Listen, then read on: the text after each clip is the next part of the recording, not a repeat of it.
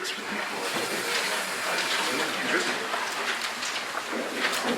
item on the agenda will be approval of the minutes from the April the 22nd meeting. Mr. Mayor, I'll make a motion to accept the minutes presented. Second. It has been moved and seconded to approve the minutes from the April 22nd. Would the clerk please call the roll? Well, We didn't, that wasn't on the ballot, second. I made a motion to receive minutes as read. No, you can't do Sorry, he did, sir. Yeah. I apologize. Second. Okay, I'll begin again. It's been moved and seconded to approve the minutes from the April 22nd. Would the clerk please call the roll? Sykes. Yes. Adam. Yes. Behar. Yes. Malott. Yes. Schreier. Yes. Next item on the agenda will be approval of the statement of bills paid in the amount of $267,210.11. Mayor, make a motion, we accept the statement of bills for $267,210.11. Second. It's been moved and seconded to approve the statement of the bills paid. Would the clerk please call the roll? Sykes. Yes. Adam. Yes. Behar. Yes. Malott. Yes. Schreier. Yes. Before we move on, I have two proclamations to read. One of them is skilled nursing, so here we go. A proclamation of the City of Edwardsville, Kansas, whereas skilled nursing care and post-acute care centers has contributed immeasurably to the heritage, success, and growth of the city of Edwardsville community, and whereas nursing home residents of any age or ability are themselves living history and precious resources, and whereas member skilled nursing care centers of the American Healthcare Association and local long-term care communities are being recognized in observance of National Skilled Nursing Care Week, guided by their year's theme of Live Soulfully. And whereas National Skilled Nursing Care Week begins on Mother's Day, May the 12th, and ends on May the 18th, 2019. Therefore, I, John McTaggart, Mayor of the City of Edwardsville, urge everyone in the community to visit their loved ones, friends, and neighbors currently residing in a skilled nursing care community to show respect for all that they have been given to society and to us. Let no elderly or disabled persons sit alone during this time to wonder if they are valued, appreciated, or loved.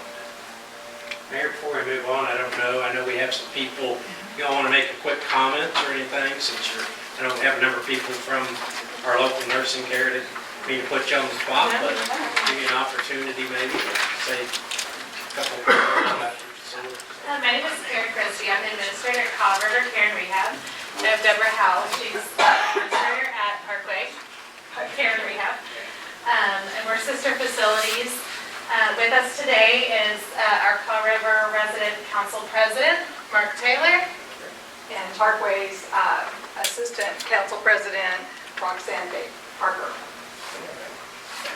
And we're very grateful for the City of Edwardsville, your police, your fire department, your city council for being very supportive and helping us. Yes, so thank you.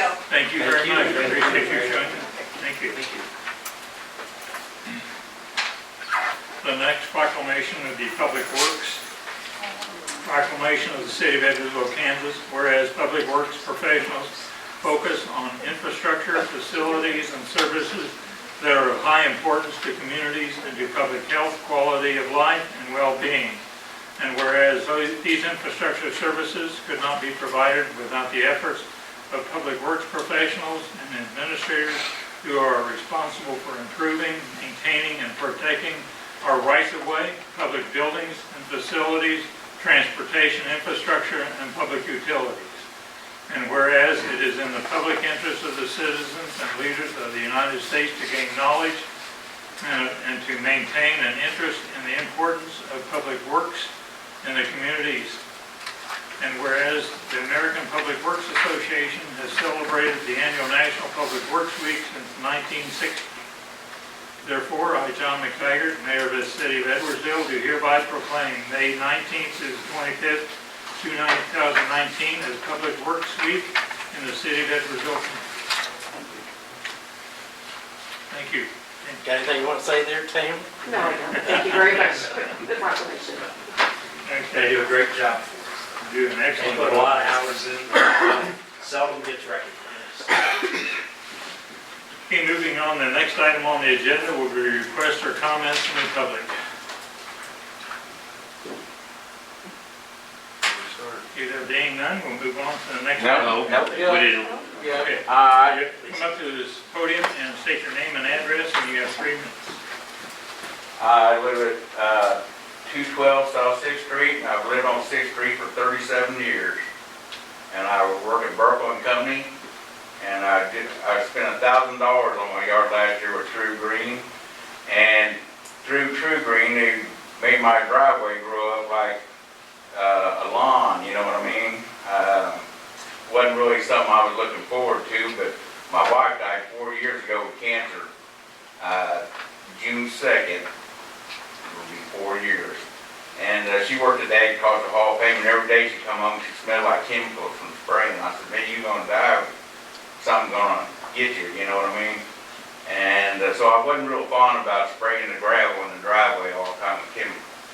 Because after she got sick, I mean, you know, it pretty well eliminated my idea of using bug spray and killed her on weeds and stuff. You know, I just figured I'd mow them. I didn't realize that it was going to come along and say I could no longer park in the driveway because I let some grass grow up in the gravel. But I sprayed the gravel a couple weeks ago when I got the letter and moved my boat. I gave my boat away. Said I couldn't park my boat in the grass, so I gave it away. And you know, I've been there 37 years. I worked a job. I've been on the job 25 years on the same job for Burkle and Company, which kind of you come out there and put Yes. signs on trucks. Yes, it did. And you know, I've tried to be a law-abiding citizen, and I think couldn't have been something wrong with sending me a letter saying, "Hey, Mr. Bush, you let some grass grow in your driveway. What would be wrong with taking care of it, killing it, or doing whatever you got to do?" Instead of sending me a letter saying, "No, there's no more parking in the driveway because you let grass grow up into it, so now you need to either pave it or concrete." And that's basically all I really got to say besides, you know, I've tried to be a good citizen for a long time. And I mean, you know, I haven't had, I'm curious if anybody's complained about my place. I mean, I got one of the best looking yards in town. If you drive by, you'll see that. I spent $1,000 on it last year, it's nice. But it don't seem to matter, you know, because I got grass in the driveway. But I didn't really think it would matter, you know what I mean? Because there's 100 ton of rock out there in that driveway. You couldn't sink a semi in there. You know what I'm saying? But I've sprayed it. I've sprayed it and I took care of it. You know, I'll get that grass out of there, you know. I'll do my best. I don't want to be on the right side of things with everybody. But that's about all I got to say is what would be wrong with sending a guy a notice saying clean up your act.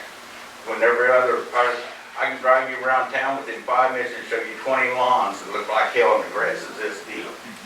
And I mean, you know, you drive by my place and it looks respectable. I got flowers on the front. My wife always kept flowers out there. And I just think I'm doing a good job of trying to maintain what she did. You know what I mean? Yes. Thank you very much. Thank you. All right, so I want to touch base on that. Uh, I apologize. State your name and address. Benjamin Poling, 640 Beach Street, Edwardsville, Kansas. You can come hunt me down. 22 years I've owned my home. Bought it when I was 19. First of all, I've had the same problem. I had a boat. They told me that my yard's gravel. You know, I've got a gravel drive. I can't park my boat on my gravel, but I can park my car there. And they're saying I got to pour gravel or pour concrete just for my boat to sit there. My vehicles are fine. I'm just thinking, what's the deal with that? Why is that? There's a code for it. You guys have a code, right? What is that code? I don't know. You're the one telling me, threatening me with a fine because my boat is on gravel when my vehicle's going to be on gravel. What's wrong with that? We don't. I use my boat, I'm sorry. Sorry, we don't You go. address those things that the code enforcement does, and that's beyond our. I'm asking you, you know, I have good friends on High Drive. My dad knows you. I'm just curious and asking you, what's wrong with my boat sitting on gravel on my property that I have owned for 22 years? I mean, I can only address that we don't allow boats or any type of vehicle to be parked in yards with grass, so I don't know It's not your in grass. specific, I don't know your specific issue. And Any new driveways have to be of a hard surface, being concrete or asphalt. not And I- gravel. I built a shop, it's all approved, everything's documented, permitted, and I poured gravel to that shop. And that's where my boat's at, but I was specifically told to either pour concrete or build a privacy fence to where it couldn't be seen. I don't know the particular case, so I have no problem with And I that. think that's a code a lot of people in this room might be dealing with. Yeah. They look, you know, we're not, Been the same way for 20 years, all of a sudden it's changed. It's how you harass Your yourself. city lady, whoever. I'm sorry, but we can only have one person speak at a time and only at the podium. If you- or I think I kind of speak for a lot of people, that's what I was That's getting just at. fine, thank you. And, you know, another thing, like one of the people that's being bothered by this, if you go down the south side of those train tracks, right up here, and you go to that elbow, I think it leads to 7th Street if I'm wrong, there's swamp carpet and a mattress I walk my dog by every day and it's been there for a month. You know? Pouring concrete's a big deal, I get it, it's expensive. Laws are laws, but I think that, I think there could be a little bit of ease on that. You know, I mean, I would love to use my boat all the time, but I can only use it when I go fishing. And I just don't want to have to pay a couple $1,000 out of concrete for my boat to sit on. So I guess I will lose my boat too. You know, it's like America. We buy things, we obtain things, we enjoy those things. And now I gotta build something else just to have what I have. I'm sorry, sir, but your time is up. All right, Thank you, thank you. Benjamin Poling, 640 Beach Street. thank you. You going, Bradley? Yeah. Here. State your name and address. You have to read it. John Bradley, 703 Newton. I have the property at 211 South 7th Street. I built a barn on there, approved by this Edwardsville. In 2003, I poured 24 tons of rock. I've had a boat and a camper that you can go back, I've had registered, both of them, since 2003, parked beside me. Now I get the letter saying I'm no longer allowed to park my boat on it. 24 tons of rock. I don't have the grass on it. So, talk to the lady. She says, well, I said, what about this boat across the street, camper across the street over here? To the green match. She said, well, I can't see that it doesn't have concrete back there. I said, well, so if I put a gate up, and you can't see it, is that fine? She goes, but I can't see it from the road, so I put a gate up. That goes by for about a month and a half. Now I get another letter. They go angle down the road, and take another picture and say, send me another letter. Now I got 45 days for concrete or a pad for my boat that's behind the gate on 24 tons of rock. Everybody's here about code enforcement. It's getting out of hand. I mean, we live in Old Town for a reason. Is there something else going on that we need to know about that's happening in Old Town? My yard floods. I mean, I'm asking you guys, is there something building going on? Is there some wall going on that we're hearing about? What's going on in Edwardsville, in Old Town, that all of a sudden, everybody, now there's 25 people down there getting letters. I mean, Jack would stop by and go, hey man, you need to mow. Hey dude, can you pick this up? That was no problem. But we're just getting letters. 16 years of parking my boat and my camper. I feel like I grandfathered in on that one. I don't know how you guys think about it, but evidently it must be thinking about something else. But that's pretty much all I got. Thank you.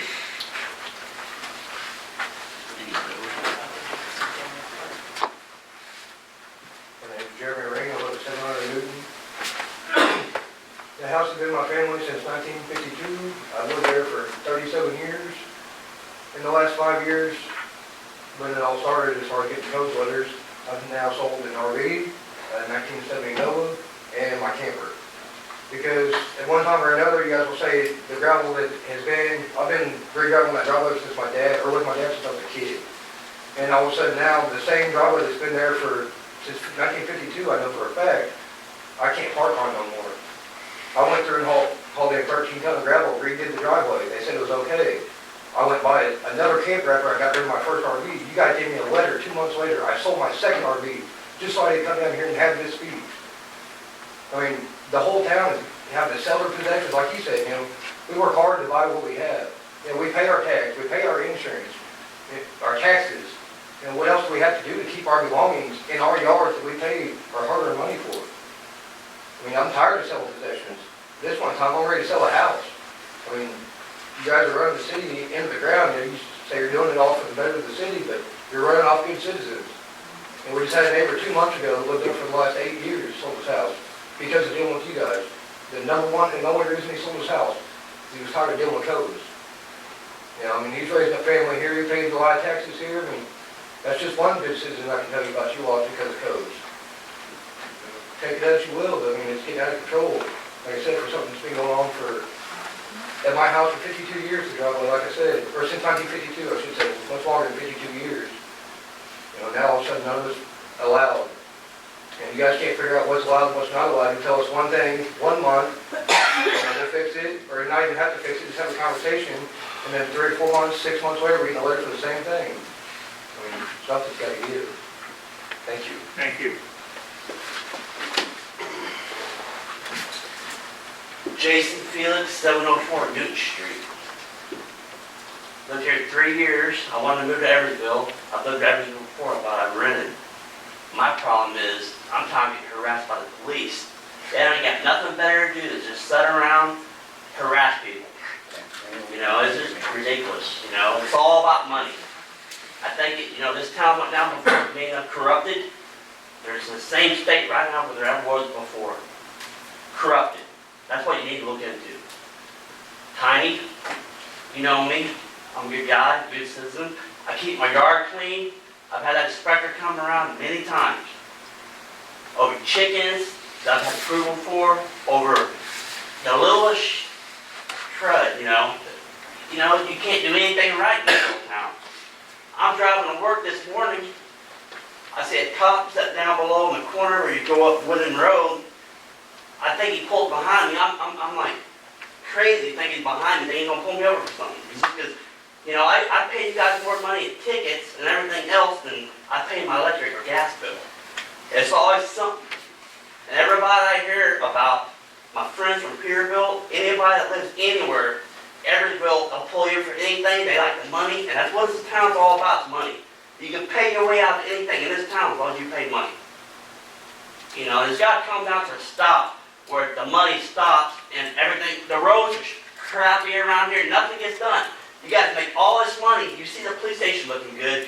The roads are cruddy. Nothing's getting done. What do you guys have to say about that? Potholes everywhere. Nothing's getting done. You guys want to complain about everybody else's yards and stuff, but the city around here is crud. And everybody's up to here with it, but you guys want to send out bills and everything else to everybody about everything else, but you guys don't want to do nothing about nothing else on your side. It's just our side. And it needs to be looked into. I moved here, I spent a lot of money on my house, my renovations, fixing things up. I've had Les do my concrete work, trying to make everything nice. People spend a lot of money around here trying to make things look nice, and other people looks like crud. They don't get no tickets, they don't get nothing. But people who spend the money, they get all the fines and stuff, I go to work every day, 60, 70 hours a week, working overtime, trying to make my place look good. I got a yard I put in for a permit for. Been a month, haven't heard nothing. My yard was like crud. I'm surprised she didn't write me up for that yet. But it's like one thing after another, every other week. And I got rid of my chickens. My neighbor Jeremy's got chickens. He keeps them inside build coops. Spent a lot of money on that. And one day, his chicken got over to my yard. She gave me a citation for that, and I got rid of mine. She ran me out on Your that. time is up. Of course. Thanks, Tiny. Thank you.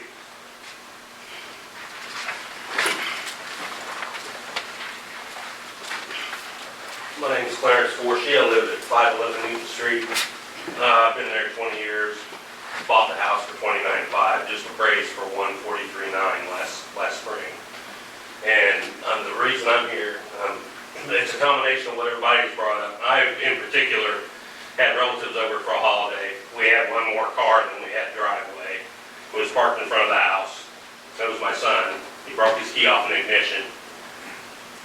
Called the dealership Monday morning and said it'd take 2 days to get the key. Get a picture of the vehicle parked in my yard. I mean, there's no ruts, it's not like it's an everyday occurrence. And my biggest concern is, I kind of wonder, what are we trying to accomplish here? I mean, it's been this exact same way for 20 years. Well, actually, our part of town has got substantially better.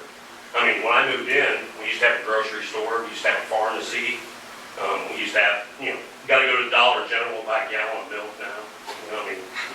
This part just went downhill. Everybody down there is making their property look nicer, and all they're doing is just getting grass, it seems like to me. We got to looking at it. If you look at the top of Newton, from 9th Street down to 4th Street, I guarantee you that street gets 2 feet narrower from 9th Street to 4th Street. There's no curbs, there's no sidewalks. It's got a beautiful walking trail. Jump in and out of the ditch all the way down there, all the way back. We're not in Oklahoma Park. We live here because we like the neighborhood. I've never, 20 years, never had nothing stolen. If you want us to all park on the street, you better get your policemen bicycles, because they ain't gonna be able to drive a car on the street.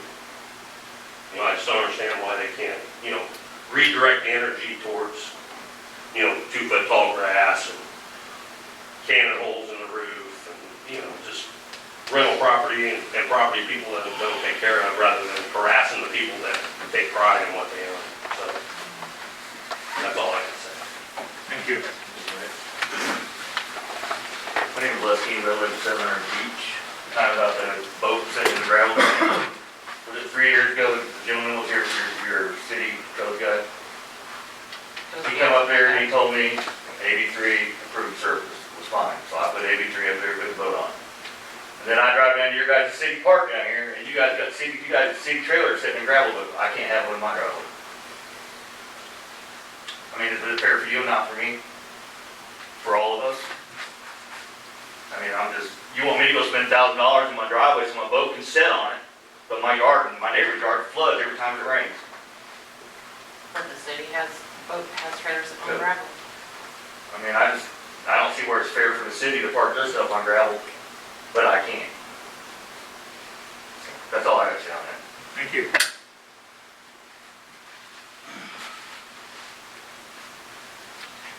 If there are no other, we will move on. Mayor, let me just say this. I was gonna say, Yeah, let me just say this. I'll certainly, obviously a number of people have brought up comments here. I don't know each individual case, so for me to say one is good, one is bad I couldn't tell you that. What I can say is, yes, we've stepped up code enforcement and somewhat, as you know, probably 6 or 8 months ago, we had people in saying we weren't doing enough code enforcement, which is typically kind of what happens. As far as driveways and parking on surfaces, yeah, we do have a code that says that things can't be parked on the yard, they have to be parked on a hard surface. We define hard surface being asphalt or concrete. I don't know these individual cases, so I don't know all the particulars of when things have happened or haven't. I'm happy to go back and meet with Public Works and codes and figure out where these are at. I can't say, yeah, we've done more code enforcement, but we've had a lot of complaints on the other side of things not being properly kept, and it's all over. It's not one place in town, that much I can say. So I'm happy to do that, try to address that, and we come back to the next meeting, give an update report on where code enforcement's at.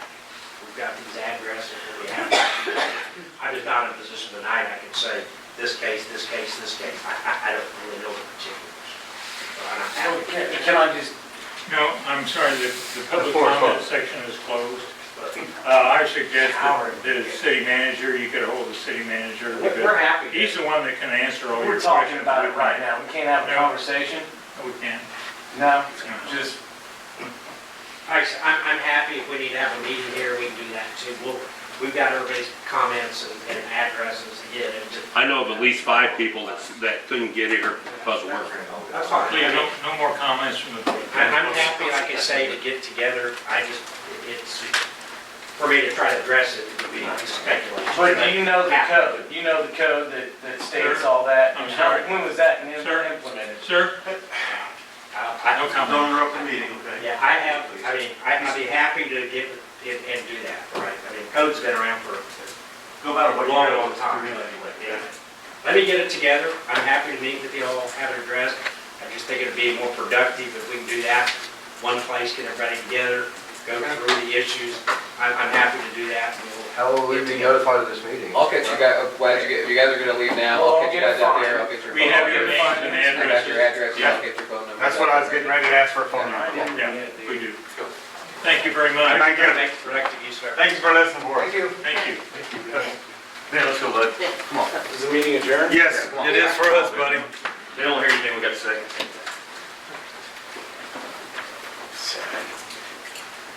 Okay, the next item on the agenda will be your presentation regarding issuance of general obligation bonds for pay repayment of temporary notes and new public improvements.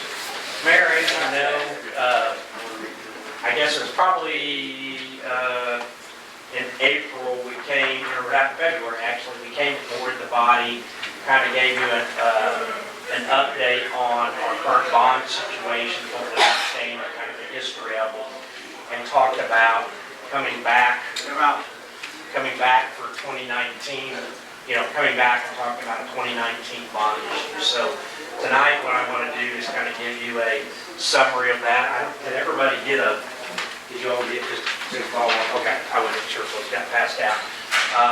With me tonight, we also have Dustin Avey, who's our financial advisor, and Clayton Kelly. I always get that back. That's right, Clayton Kelly. Not Kelly, Clayton Kelly, the third, I believe. So, if there are technical questions, they certainly can answer what those are. So I'll go through this and then we can kind of address where we're going and where the next project is. So, what we're proposing, and this amount will actually adjust a little bit, but we're looking at an issue of about $3.8 million. It will do a number of things. But we're looking at $3.8 million. They're basically be 20-year bonds, GO bonds, and would be callable in 8 years, which basically means after 8 years, assuming the interest rates got better, highly unlikely in this scenario, I think.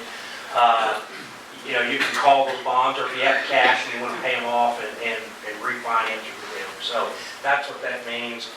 We kind of ran an average payment schedule, would be about $261,000 a year. So you see that on your budget documents that you get every year on our bond things. I noted on here an interest rate of 3.3%. Of course, these things fluctuate. I think the first time we came to you, we were looking at about 3.5. I heard tonight, I was talking to Tyler Ellsworth, our bond counsel, on some other things, and they're selling bonds or sold bonds today in Bonner Springs for their new City Hall police facility. And I think they came in around 2.7 or 2.8. If anything right now, good or bad, when you see the stock market go like it's gone, part of that's bad. The good thing is in the bond market, that's made the bond rates lower. So if you're borrowing money, that's a good thing. If you're trying to invest the money, it's not such a good thing. But in this case, it's a borrowing. So how did we use the funds? And this is what we've laid out. It's a follow-up. We can certainly address this. Biggest portion of that's to pay off the 2016 temp notes, which was the LTC sewer. Those have to be paid off this year. So that's one of those we have to do. Riverview Crossroads, as you know, we've entered into engineering agreements with BHC Roads to do the preliminary engineering on that project. That is a KDOT project where we have $3 million of KDOT funds or STP funds. We'll be matching that with additional dollars. But all the engineering right of way, acquisitions, relocation, utilities, all falls to the cities, that's how it always is. So we've somewhat obligated, in a sense, to the 500,000. The other things are somewhat partly tonight's stuff, and some of it's just new. We put aside, or in this bond issue, assuming property acquisition for public works of about $400,000. That would be acquisition of land, prep of land. It doesn't include construction of a building. We do not have a site specific to say we're looking at this project. That will come back, obviously, to the council. But we feel that number would provide about a 2 to 2.5 acre lot, basically, maybe less, but that's kind of where we estimated. Town center, as we talked about it, that is what we will be talking about in a few minutes. But that's basically to get the site planning and the demolition work done here on this property. We talked about demoing the north buildings, getting the site cleared, and do the kind of preliminary engineering and architectural work that would be necessary to take the next phase. 4th Street, we've allocated $300,000. This is basically in conjunction with what will be done with the quiet zone, so the area north and south of the quiet zone. So that section effectively is not curbed and guttered right now. Some of that pavement, especially north of the railroad tracks, as you know, is failing. I mean, it's getting in poor shape. Obviously, it gets a lot of traffic. So this would pay for that portion outside the quiet zone. So whether the quiet zone, it's going to pay for its part. This would pay for things that's not within the quiet zone. We talked about 98th Street, doing similar to what we did on 102nd Street, which is looking at preliminary planning and right-of-way acquisition, effectively from Kansas Avenue north to the city limits. As we know, there's certainly interest in that area generally developing, so this would be a good investment in that. It's also an SDP eligible area, so in the future, if we want to go for federal funds, we would have this kind of work there and done. Probably fortunate on that, there's a number of areas in there we probably wouldn't have to acquire any right-of-way, because when the state came through and did 435, those areas that they had control of, they bought a lot of right-of-way. Probably the hardest part, that first part of 98th Street, we go down and come back up. So just like we did on 102nd, except we never bought the right-of-way, we went through all the preliminary planning. Again, we assume this to probably be a 3-lane type of road with sidewalks, storm drainage, fairly typical. We would look at it to be in that way. So they would do that. And then the rest right now we're leaving somewhat unidentified in this area of streets and drainage. As you know, we'll be finalizing our drainage plan here pretty quick. We know there'll be improvements that have to be made. That basically storm structures, crossroad pipes, things like that. And of course, we still have the 110th Street project, so potentially those, if there are funds, those could be used there, or if we want to identify other areas that are within our main traffic lane streets, which we have probably about 20 of those that are eligible for bond funding. So the question, what's it do to our mill levy? I know that's always a question. Again, I think we addressed this before, but we made a few assumptions. Number one, we make a transfer today from our sewer fund over to help offset the mill levy. Generally, what we've done is we used to have a KDHE loan for the sewer expansion, and we tried to fund about half of that with debt, about half of that with general fund, because some of those expansions really were broader than just a local need. In reality, you would like your sewer funding always to be paid 100% from the sewer fund. So some people may refer to them as revenue bonds. That's what you'd like to do. Kansas, it's more effective to issue GO bonds and revenue bonds. You get better interest rates. Even if you're going to use revenues to pay for it all, it's just a better way. Some states, you just don't have that same option. We assume we would continue to bring $95,000 plus the cost of the temp note refinancing through 2024. That's basically when the old KDHE loan pays off. It's all combined into the, I think it was the 2013 bond issue, is that what we did? Yeah, 2013 bond issue. So those dollars that we paid off the loan with KDHE, and obviously we still have debt, that would pay off then, and then all of the temp note would be paid for out of the sewer fund, which is what we've been working towards. The highway fund, we would continue to transfer during a 10-year period. We transfer $65,000 out of there. Special highway fund is made up of gas taxes, so it's stated purposes to use on roads. So you can pay for debt out of that. We use some of those to actually do major pothole repairs. When I say potholes, I'm talking about major patches that we do, things like that. So that's exactly what that's for. There are some monies that have been left over a series of projects that's still in the bond fund that go to the debt service fund, so that offsets some of the future costs or the future payments. You remember that's what we took the interest, excuse me, we took the interest and we used the interest that we had earned on that and refocused that when we purchased the building to the north. That's how we paid for most of that, was interest earned on the bond fund. There's a little bit of that left, I think it's about $200,000 that we do shift over. We assumed an annual valuation growth of 1%. I think, as you all know, that's very conservative. We typically do much better than 1%, but 1% is kind of the financial advisor guys tend to be very conservative, and 1% is kind of what they always use, maybe 2%. That's probably fair, but we'll most likely do better. And we assume a collection rate of 97%, which is what we use for budget purposes. Excuse me. So that's kind of how we get to a mill value, how we assess how it would impact.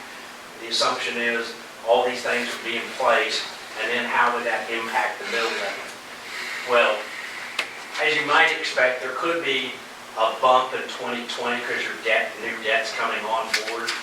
In the past, we've seen the same thing. Typically, we haven't seen that bump because valuation grows more than that 1%, and so it offsets it. And then as you see, it basically goes down from 2020 through 2039. We just put it in 5-year increments, but that path is kind of how it goes. Obviously, we're not assuming if there'd be some other debt issue in 2030 or 35 or 39.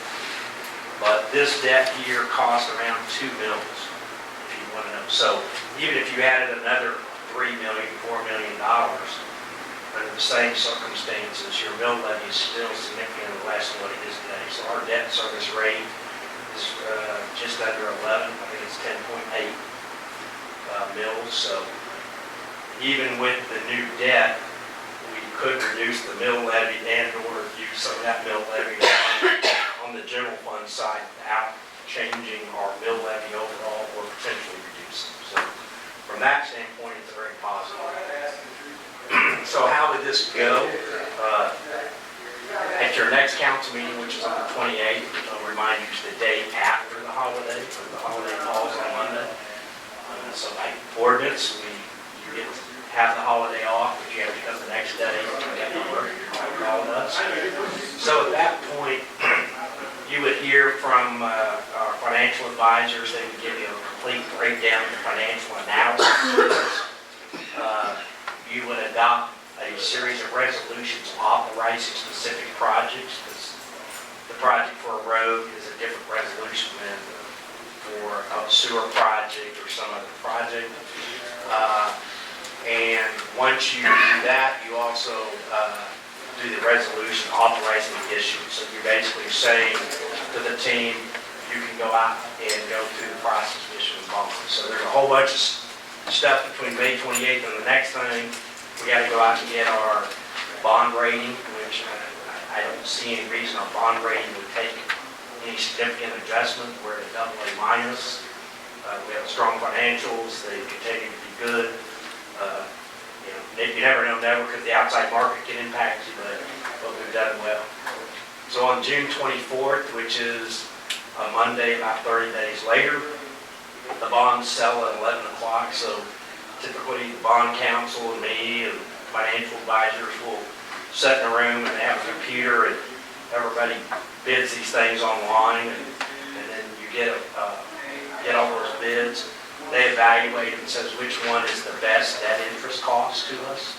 So they look at that, how to put together, they'll put together an actual debt service schedule, and then we come to the council meeting that night, give you the results. You adopt a bond resolution, basically you're accepting the purchase. And then about 3 weeks after that, we actually close the bonds, and that's really where the money exchanges. And then the next day, we pay off the temporary debt, so that's off the books, but of course you have the debt, long-term debt to pay for. I know it's very quick. Again, I'm here to answer questions. I don't know if you gentlemen have anything else you want to add to it. I know it's pretty quick. We talked about this. So, that's the plan. It's in keeping with what we talked about in February. That's kind of where we're at. Could you run back through the mill levy part as far as, Right there. how the equation works where the mill levy is going down, what's being applied at the present time? Well, what happens, so let me get the detailed stuff here. This may be a great time for assistance from Tyler, because this is really his situation. So you want to hit that first, Tyler? Why we see the mill levy going down? Again, it doesn't assume any new debt past this service, which we don't probably will happen.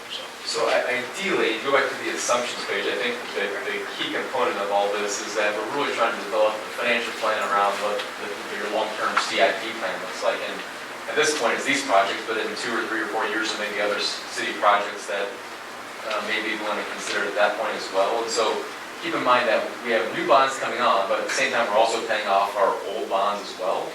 So over time, really, we've added our new bond issue, but really by 2023-24, we've now paid off 2 other obligations. So we've paid off existing debt, which allows our mill levy to drop down. So our total payments continue to go down over time, which result in less mills needed to support those bond payments. And again, I think the key there, though, is that and this is really an ideal situation for the city to be in, because it really helps from a long-term planning perspective, right? Because there's always going to be some sort of CIP plan and CIP projects. It's just the timing is the question. But really, you're in a phenomenal position to continue your CIP planning because there's always going to be additional road projects, building projects, et cetera, but you're able to do those without increasing taxes. So you're really, again, I think the concept here is that you have a CIP plan, you have existing bonds in place, but you're really in a good financial position going forward to evaluate those CIP needs without increasing the levy of the city. So you're basically paying off debt we had. You know, our big, as y'all recall, in '06, and going into there, so in basically what happened in '06, there was about $5.2 million issued. And subsequent to that, there was about $2.1 million in a loan from KDHE. So you brought on about $7-8 million. And at the same, so right after that time, so '06, it was set up that we didn't pay any interest until, we didn't pay any principal until '09. So we went from $200,000 to $800,000, almost literally in 1 year. So that looked good at the early part, and then all of a sudden you got the thing. And of course, the second thing is, obviously, as we know, the economy went down, and at the same time, our general fund was unhealthy, to put it the least way. So we had a lot of bad things going on in that 2006 to 2008-09 period, and we spent a lot of time, as y'all know, kind of getting that house back in order and getting it stabilized, and now we're seeing kind of the fruits of that work and the growth that we've had, so that, again, we can come back and, you know, we've looked at numbers, even if you did every 2 or 3 years and did about $3 million, you still would be in good shape if you look at the mill levy. So you want to keep that debt mill levy at about 10 to 12 mills, or as a percentage. But I think we're at about 13%, 14%, which is very good. I mean, 25 or 30% of your total dollars going to debt is not unreasonable. So we've been very conservative in that area. And the good thing, again, so 2 or 3 years from now, I mean, we know we have several projects that are going to hit, right? We know we're going to have to pick up $1 million, $1.5 million to do the Riverview Road, and if we expand that to do some parts of, I'd say Riverview, 110th Street, Riverview, we're going to talk about facilities. So, you know, we know we're going to have several things come along, but even with that, the mill levy still has that room to work through. I think too, some of our predecessors thought that the casino would bring a lot more money in, and it would ramp up over a period of time. What we've seen is that's really been flat Yeah. since its inception. So I think that was some of that, interest only, was hoping by our predecessors that the casino would cash in there. I think there was also some assumption that, and why they've worked, that the IRBs and the tax abatements and some of those things, that those values when they came back on the roll were going to be a lot higher than they were. And what traditionally happens with, I mean, one of the reasons for the fixed pilots, which certainly has helped us, you have some consistency, and those are stacked on top of each other. But when we had the 50% market rate, and you saw, especially from probably about 09 to about 13, right, all those values, I mean, we lost 25% value. You also lost 25% in that tax abatement side as well. So your pilots took the same kind of dip. With the fixed pilot, I mean, yes, you lose some of the upside, so if things, this past year, you may have saw 6 or 7%, 8% in that commercial industrial market, but almost all of our pilots have a 1.5% increase in them. So you can say, well, that's not a great deal. But in the years where it's going down, you're still slowly growing that market up. So the fixed pilot really has stabilized that for us as well. I'll just echo what Mike just said briefly, because I think it's been a long time coming, and this is something that we review every single year, but it does feel like we're finally to the point over the hurdle of being able to plan long-term. I know we've really been strapped here in recent years just with our existing debt payments and things that were done back in 2005 and 2006 and 2007. We're really kind of to the point now where we've passed the hurdle, we've planned accordingly, we set the mill levy at the appropriate levels. And so I really do think that going forward, we have a financial structure in place that allows the city then to develop capital improvement programs that minimize any sort of mill levy impact. It increases to the city. So I think we do feel very, very good about where we are going forward. The other thing I would say, just with Piper Jaffray, just so you all know, Piper Jaffray was not our financial advisors in the pre-2006. They actually got hired, I think, 07, 08, right in that time frame. So the city did, and I think it was done properly, and they went out and they took proposals and got 4 or 5 proposals, and they went through those proposals and they were selected, and they've done an excellent job for us. And so again, as you saw, sometimes they're generally more conservative than me. So sometimes I have to bump and say, can we use a 2% model instead of 1%? So, anyway, that's where we're at. That's the way we're going to go, unless there's something we're missing. We're trying to. I don't think we've put anything up there on that list of projects that we haven't talked about or that don't need to be done. Understand not all those projects are going to all happen at one single time. Some of those still have more planning to them. Some of them, we haven't entered into any type of agreements, other ones who are much farther along in the process. Well, like the 98th Street one, we've got to do that, Right. get in line for grants. Right. And so if we don't do that, we don't have an option for a grant. And we did submit, as part of the long range, the regional transportation plan, we submitted 98th Street, actually from Kansas Avenue to State Avenue. So, hopefully that as we're moving forward, the UG, because some of that requires some realignments and things, that we can start working together on that. I will say, I think we're the only, the 2 of our 3 proposals crossed our city limit lines that we put in for the regional transportation plan, which are now out there for public comment.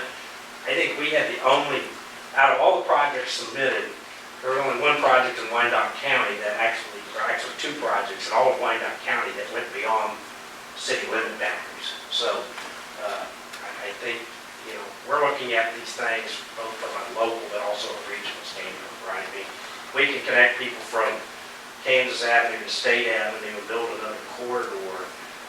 We're gonna, you know, that's a win for us. Or we're making improvements on 110. That development may occur outside of our city, but it's still going to drive benefits to the community long term. All right? Thank you, Mike. Thank you. Next item on the agenda would be consider authorizing the city manager to enter into a contract with KBS Constructors, Inc. for Phase 1 services for the redevelopment of town center. As you know, this is another item we've had a fair amount of discussions on. We met in early April and talked about the findings that we got through KBS through the letter of intent that they entered into the city with earlier this year. They basically came back, as you recall, with some concepts that they worked with both the architects and engineering, some of the just challenges, and said, you know, here's what we kind of envision broadly this town center area, which generally went 3rd Street to Beach Street to 4th Street to Cliff Lane in the south, or even farther south, basically this region. So after that meeting, we got together some more and said, well, how do we take that now to the next level? So what would phase 1 of this project be, and what would that look like from a cost standpoint? And so what we put together is, I'm going to use this term, kind of a construction management approach. So there's a lot of pieces that need to be done, but somebody needs to manage those pieces outside of the city itself. Right? We don't necessarily have the staff or the person that can go create all these things. And that's really where KBS comes into play. They're a construction company by nature, but they're used to managing projects. And you have architects and engineers and other things. So in this agreement that we have, they would serve as our project consultant. Their job will be to bring all those parties together, the engineering, the architects, to do the building demolitions, to kind of get the site planning process done in this first phase. And so in that particular scenario, this proposal shows them being compensated for up to $44,160. That includes a retail market report, which we may or may not use, and Dave and they may want to talk about that a little bit more. Right now, we're not sure how much that we want to do or look at, especially in this phase, but obviously we need to make sure that the project can be financially stable long term. Again, the goal has never been, let's just build a building to house city place. That's not the purpose. It's how do we recreate the heart of the community and have a thriving area that people can come and use, and that means more than just public buildings. If we just want to do public buildings, you know, we hire our bond counsel, and we go out and issue bonds, and we go hire an architect and engineer, build a building. That's never been the scope of what we're trying to do. Out of that, we would go separately and retain the architect and the engineers. Those contracts will have to come back before you for final approvals to make this whole project work. So what we're looking at tonight is the contract with KBS in this amount of $44,160. We've estimated the total cost to demo the building, to get the site engineering, to do the geotech work, to plat the land, to do some of the preliminary architecture, to get all those pieces together at about $476,000. So that's the big piece. The piece related to KBS is the management fee. And so that they would be compensated for the work they do, kind of this pre-development stuff, and then when we tear down the building, if there'll probably need to be a superintendent on site during that happening. That's probably more than a couple of day project, so we'll have a superintendent on site. We'll compensate for that. we'll make sure that everything's clear and done and ready, and the bids are put together, and they take care of that. So that's what we're compensating for in this agreement. We do have Dave Anderson, I know you met him before, Craig, I'm going to launch Kaiser, is that right? Yeah, and our architect, which technically is not part of our discussions tonight, but we will be coming back at a future meeting in the near future to talk about it. So our recommendation has been to enter into this agreement with KBS between us and the city for these professional services. This has been reviewed by legal counsel, our legal counsel, and their legal counsel a number of times, and I think all the parties are in agreement. You do see under the attachments, kind of the breakdown on the cost and what the scope of fees are. So hopefully that helps. And again, we broke out the cost that aren't necessarily in this agreement, being the engineering, architecture, and the demolition. And again, the demolition is probably the single largest item. And we've estimated that at $250,000, being both the demolition, removing the asphalt, getting it graded, putting the site back in a grass usable place. It could be less than that. That's an estimate based on some discussions we've had in the market. I have a couple of questions. Sure. Does that include Max? Yes. Yes. So it includes both buildings, the old Max building there, and then the building, or basically it includes the breezeway and everything north. Okay. So we would be liquor store in the south would stay in place, and everything to the north would go away. And in that 476, would we have a pretty accurate utility location come out of that? Because I know in some of our discussions, we're not really sure where some of the utilities are. I think probably the biggest unknown utility relocation, and David, is probably going to be the electrical cost, the relocation of the electrical poles. I don't know that we have a sound number on that piece of it. But some of this will so help. it's pretty good understanding where all the utilities are now? Yeah. Okay, Yeah. I guess I missed. Yeah, we know sewer, water, we know where they're at. Okay.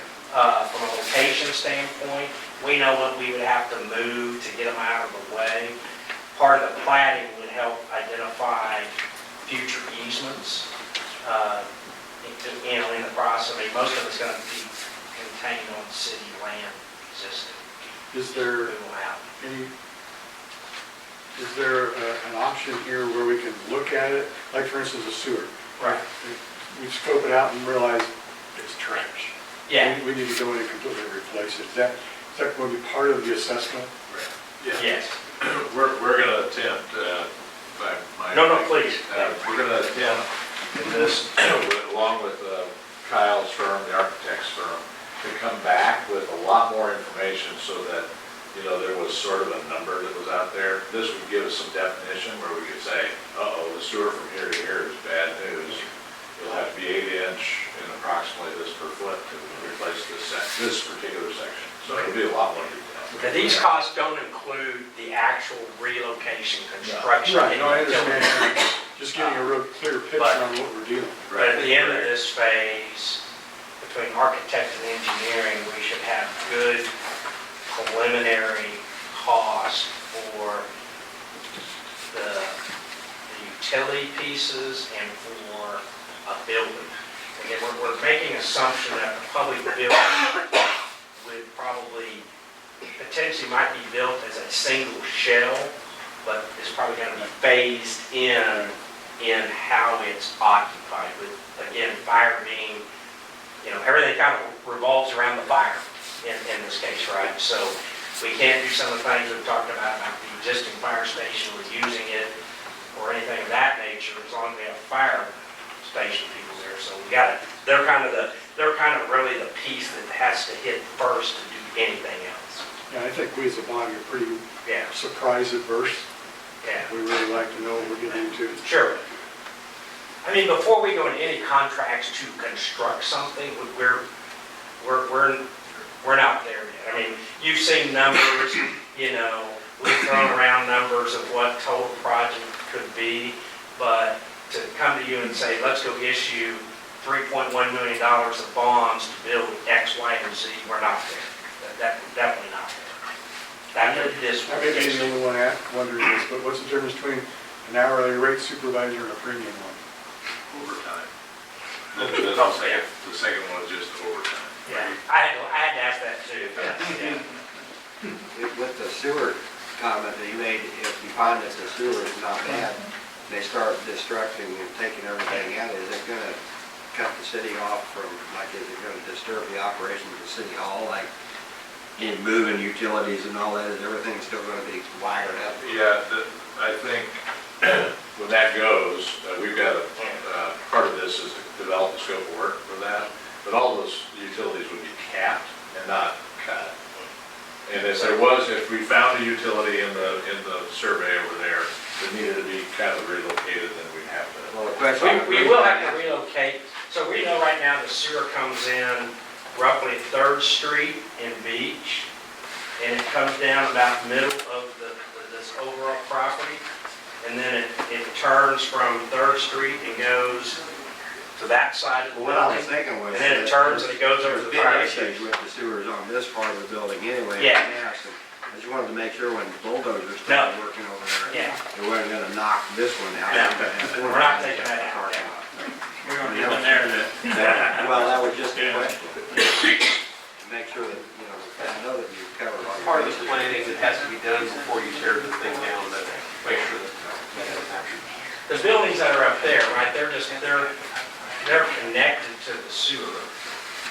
They'll be capped off like we would do any other building demolition. So their connection to the sewer, the water, the gas. But as far as the gas lines, the water lines, the sewer lines, the main lines, we don't intend in this to touch those. Well, I just want to make sure it wasn't gonna disrupt day-to-day operations right here for any time. It's still an option. I make a motion that we authorize our city manager to enter into a contract with KBS fees for services not to exceed $44,160.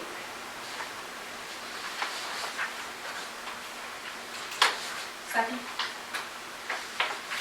It has been moved and seconded to authorize the city manager to enter into a contract with KBS Contractors for the Phase 1 services for the redevelopment of town center. Would the clerk please call the roll? Second? Another question. Yes, sir. So 250,000 being the largest single Right. payout on this project, did we get somebody to look at that already that would got us in that ballpark? Okay. We looked at That we don't get talked- surprised and it's 350, you know? We talked to a professional demolition company, and they actually were lower than that. And we built in some addition. Cushions into it. Yeah, they gave us a bid for buildings only, and didn't necessarily do the asphalt, and then it was just general contractor. And we may not take out the asphalt, we may take out some of the asphalt, we may take it all out and just put all green. I don't know that we had it, but no, we feel, at least as confident as you can be, that those numbers are pretty accurate, based on some other. And that would still go out Oh, they to bid. It'll be a competitive bid and brought back to this body for approval. Their job, so whether it's Dave or Craig, they will put together the bid package that's necessary so we can get that out on the market properly and put that bid packet, and then when they come in, they'll help us assess and say, we should use company A, or, yeah, company B is really low, but they don't have any bonds, and they've never done this work before, and, it's gonna take 3 years to take it down, we really think, to go to bid B. That's what their job is in this area. No further question, would the clerk please call the roll? Steck? Yes. Adams? Yes. Gayheart? Yes. Malat? Yes. Sorry. Yes. Thank you. I think I'm done for now. Next item on the agenda, we consider resolution 2019-07, setting the date to conduct a public hearing regarding dangerous and unfit structure at 1830 South 94th Street. Thanks, Dave. Thank you. Good evening, City Council. The next item on the agenda is for the City Council to set a public hearing, or to consider a resolution setting a date to conduct a public hearing for a dangerous and unfit structure at 1830 South 94th Street. On October 20th, 2018, the fire department responded to a structure fire at 1830 South 94th Street. That house sustained substantial interior damage, not so much exterior damage, but interior damage. Staff now considers the house a dangerous and unfit structure and recommends action being taken to either rehabilitate the house or to have the house demolished. Staff has reached out to the property owners, and at this time, the property owners have not applied for any building permits to repair and remodel the home. City staff also reached out to the lender, the mortgage company, and that had been paid off this January 2019. As of March 2019, the city of Edwardsville did receive an insurance check for $4,578.89 for our city regulations to kind of hold an escrow until this house is remediated. Staff at this time considers the house dangerous and unfit for human habitation. If you have any questions, Chief Whitten is the one who's been inside the house during the fire, so he can answer any detailed questions about the interior of the home. But at this point, a resolution must be passed by the governing body, fixing the time and place for the owner, the owner's agent, lien holders, etc., to appear before the governing body to show cause why the structure should not be found dangerous and unsafe or unfit or to be repaired or demolished. The resolution if passed must be published for 2 consecutive weeks, and the hearing can be no sooner than 30 days after the last publication. This resolution, 2019-07, if passed, will be published on May 16th and May 23rd, and the hearing date will be set for the City Council on June 24th meeting. A copy of the resolution will be sent by certified mail within 3 days of the first publication to the owner, agent, lien holder, or anyone who has any interest in the property. If, after the notice of the hearing, the governing body determines the structure to be dangerous, safe, and unfit for human habitation, then the City Council can adopt a resolution to support those findings and provide reasonable time for the structure to be repaired or removed. In closing, staff recommends that City Council adopt Resolution 2019-07, setting a public hearing date to determine if that house at 1830 South 94th Street is dangerous, safe, or unfit for human habitation. So that hearing date is, that public hearing is of June the 24th, is that correct? Yes, it would be June the 24th. Thank you. And this is a separate house. This is the second house Okay, down I the street. see. Okay, good. This is a Yeah. different house, yes. Because I'm saying, I go. Be bad with that. You know, I thought we already we have did all had- this and we're ready to tear it down. We have had multiple conversations with the property owners and the property owner's son, and they actually have started replacing the exterior windows and doing some exterior work. They just have not come to get their permit. As of last week, a dumpster was moved on site, so kind of we're actually hoping that we're not going to get to the point that we're going to condemn it and have to demolish it like the other house that we're moving forward with. We're actually hoping just to get one of their contractors to come in and pull the permit. I think there's some confusion with their contractors. Some do exterior work, some do interior work, and it's he said, she said, who wants to pull the permit. And so they just haven't come in to do that yet. But from what we see on the exterior, like I said, some of the windows have been replaced, and there is a dumpster on site, and it's certainly clean around the exterior of the house. So we're kind of hoping that we will not get to this final stage with this. Okay. Just that time period, so, and again, assuming that they don't come get a building permit, don't take any further actions, it comes to you on the 24th. What you're doing at that point is declaring it officially as an unsafe, unfit human habitation or dangerous, right? And we have interior photos that you at that point, then, the council, you can authorize, you can say, okay, you have X date to get a building permit, so long to do this. If you recall, I know some of y'all were on the council some work back, and when we did the house on 5th Street, we had a series of times that said, okay, if you do this, then you're good, and we'll come back in 60 days and you've got this. So, you know, certainly our preferred is that they come in and you know, make the structure habitable and rehabilitate. I mean, it had some pretty extensive and the cheapest interior fire damage into the structure inside, but it, you know, as you can see, the base of the walls and things are there, and we've had fires that are probably just as bad. And we had one over here on 9th Street, and you know, they refurbished that entire house, had to put a new rope on it and everything. And actually, I noticed it for sale, it looks like they did a really good job. So we think it could be rehabilitated, but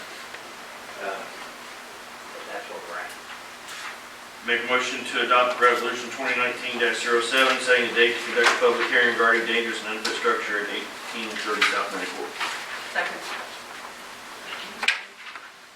has been moved and seconded to adopt resolution 2019-07, setting the date to conduct a public hearing regarding a dangerous and unfit structure at 1830 South 94th Street, and that hearing date be June the 24th, 2019. Would the clerk please call roll? Stike? Yes. Adams? Yes. Kmart? Yes. Malat? Yes. Driver? Yes. Next item on the agenda is your presentation regarding 2019 quarterly budget review.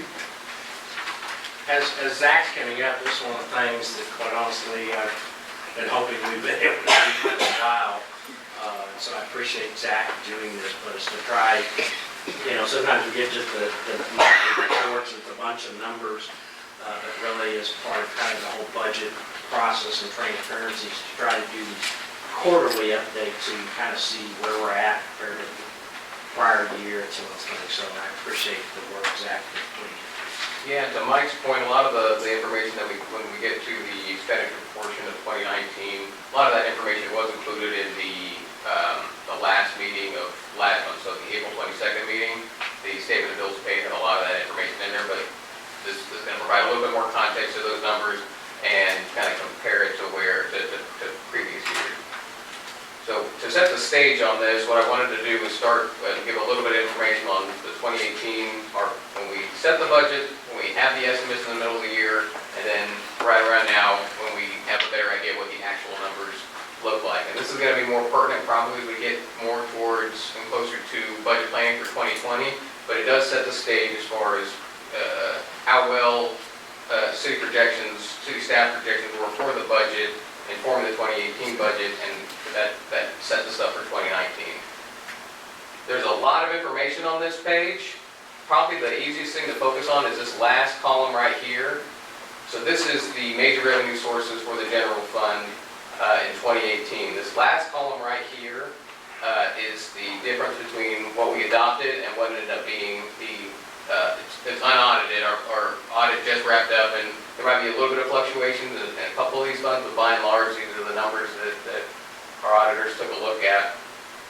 The takeaway here is, in only two of our major funds, revenue sources, and I define major as if we're making over $100,000 on those in a budget year, and only two of those did we undershoot where those revenues would be up, and that was our payment in lieu of taxes related to our IRP and our ambulance fees. And in both of those cases together, right around that $10,000, less than $10,000, we were off as far as revenue. Every other place we were conservative to the point where we saw surplus at the end of the year that we'll talk a little bit more as we get going on. So at the end of the year, we ended up with about a $391,000,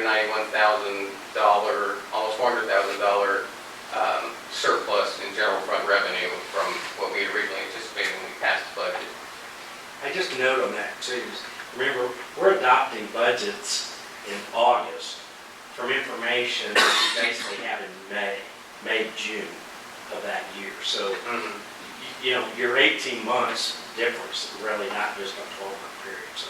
And that leads pretty well to this slide. So this two sets of columns right here, that's where we thought we would be when we adopted the 2018 budget in August of 2017, showing a deficit of about around 100,000, let's call it. And then when we passed the budget for 2019, we make adjustments to those numbers based on the updated information, and that's when we start to see both expenses and revenues, both of them creeping up, revenues at a more accelerated rate than the expenses, and we're no longer projecting a deficit at that time. What we're looking at, what we're anticipating when we get our audit numbers, is that we'll have revenues exceed expenses to the tune of about another $100,000. So that's to the good on our end. Now that's kind of a double-edged sword in that, revenues outperform, but that also means that expenditures came in a little bit more than what we were anticipating. In 2018, there's a couple different factors you can point that to. A lot of that is so all in all, about $183,000 difference between what we adopted over here and what it's looking like our actuals are going to be. About $107,000, $110,000 of that is related to staffing in our public safety departments. Some overtime models that were used in 2018 that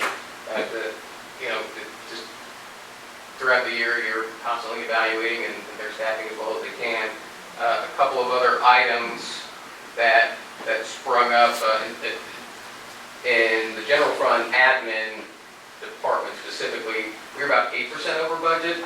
Almost all of that can be attributed to reimbursed revenues that we have to pay out, but there was about $38,000 in reimbursed expenses in the general fund admin, but that is versus $33,000 of reimbursed revenue that's reflected on that other page. So it's almost a complete wash in that respect. A couple other areas in the general fund that if you've got more specific questions, and we'll dig into all of these information as we move on in the 2020 budget planning. But essentially that's a snapshot of what we were looking like, what we thought we were going to look like when we adopted the budget in 2017 versus what it's looking like now. All in all, as far as expenditures go, it was about a 3.3% increase from when we adopted the budget to what we're looking at, what we're thinking the actuals are going to end up like. So within that 4%, and Mike said that's over an 18-month period. I think the other thing that shows, we started the year assuming that we were going to have a deficit. We budgeted assuming a deficit, and we ended the year without a deficit. To me, that's the key takeaway. Right, and then again, it sets the stage of how we're going to perform in the preceding year. So this is going over the major revenue sources for the 2019 budget. Right now for property taxes, we collected about 1.2 million over the last 3 years. So like around at this time of the year, it's about 1.1 million. So we're trending above that average line, which is good. Usually we collect about 56% of what we budgeted that the revenue for this item to be. We're a little bit ahead of that right now at 57%. So property tax collection is pretty healthy at this point. Sales tax collection, we are right at the average. That's, I don't want to call it a concern, but it's certainly a revenue source that we are watching. Last year we did pretty well in sales tax. It's been that first quarter. You can see that right there.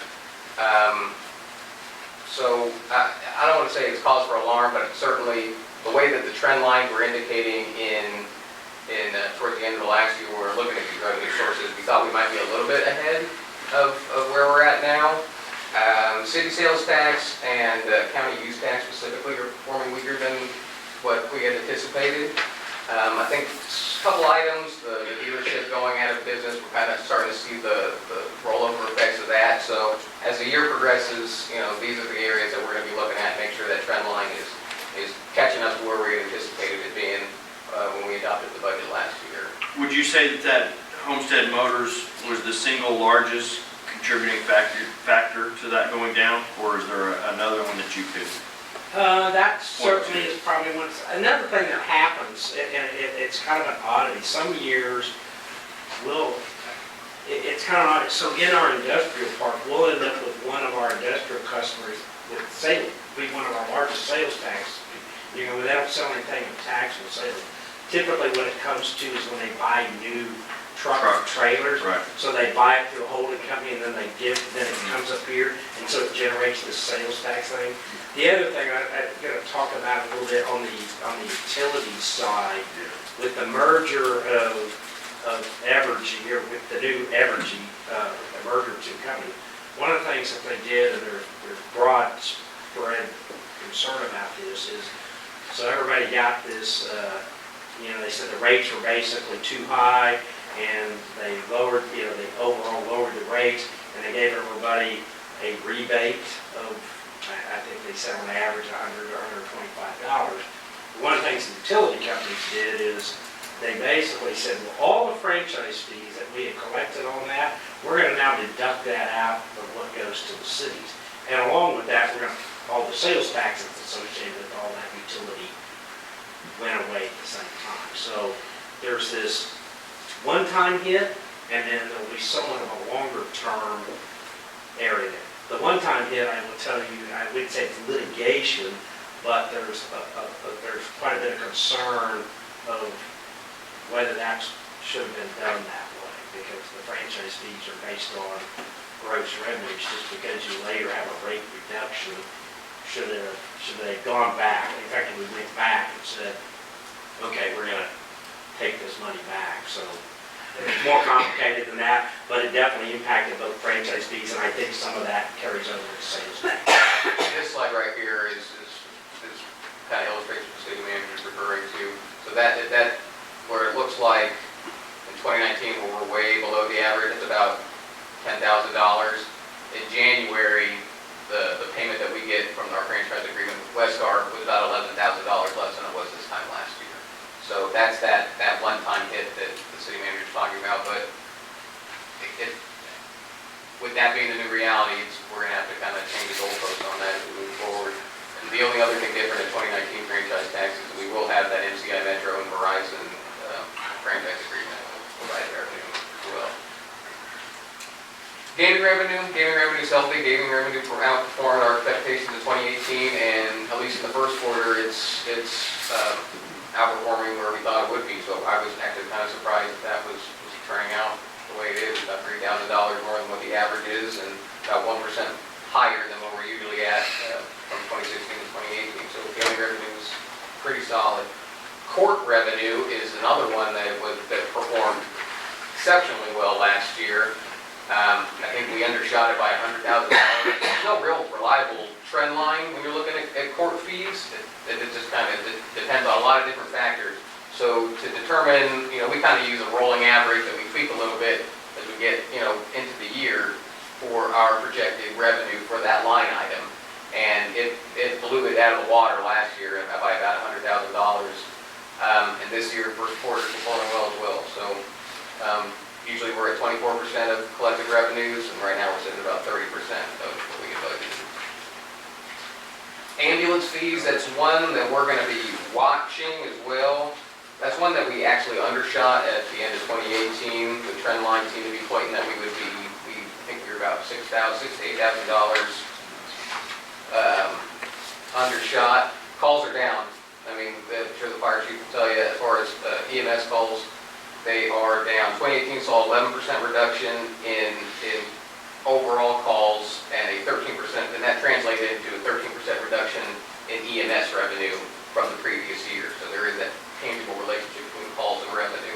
To date, we're down about 21% in this first quarter in calls.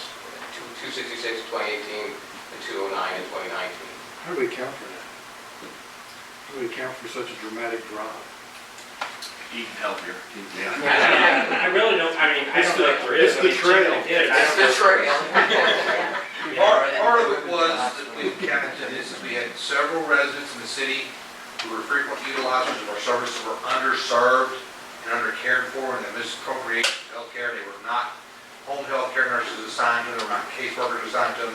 So part of that issue come back to, they were frequent utilizers of 911 that we would sit there and go provide treatment for, bill for, not necessarily transport.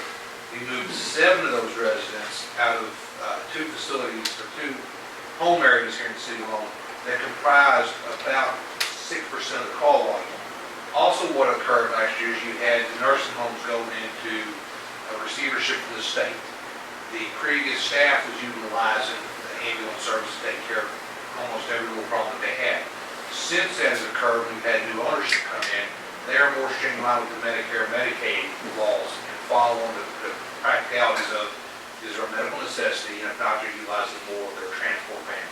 And that accommodates for the majority of our calls right here. Good, great, thank you, Chief. Yeah, so thanks a lot for that. Well, it is one of those, we want, quite honestly, we want to make sure that the services are being used for the intended purpose. Absolutely. Right? Yeah.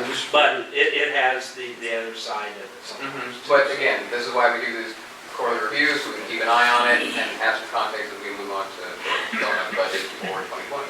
So the answer to it is they're getting better care, Yes, sir. Yes, sir. which is good. Yes. Well, it's better care on that part, especially when we sit there and deal with caseworkers and social services and trying to get them into facilities of appropriate care.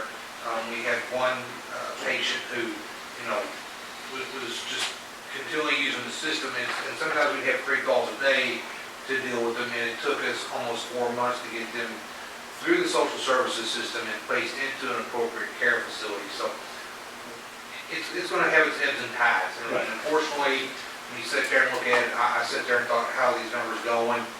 But even some Leavenworth County and Medak numbers were a little bit lower. So we're just starting to see some of the ramifications of people taking care of their own health. Next slide, motor vehicle taxes, performing above average, not a whole lot of story there, but those are the numbers, above average, higher than we normally are at this point of the year.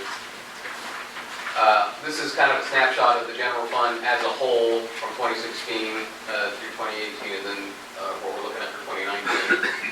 So we adopted, these figures are all audited, and then obviously, or 2017, 2016, I should say, are audited, and these are obviously a little bit more speculative.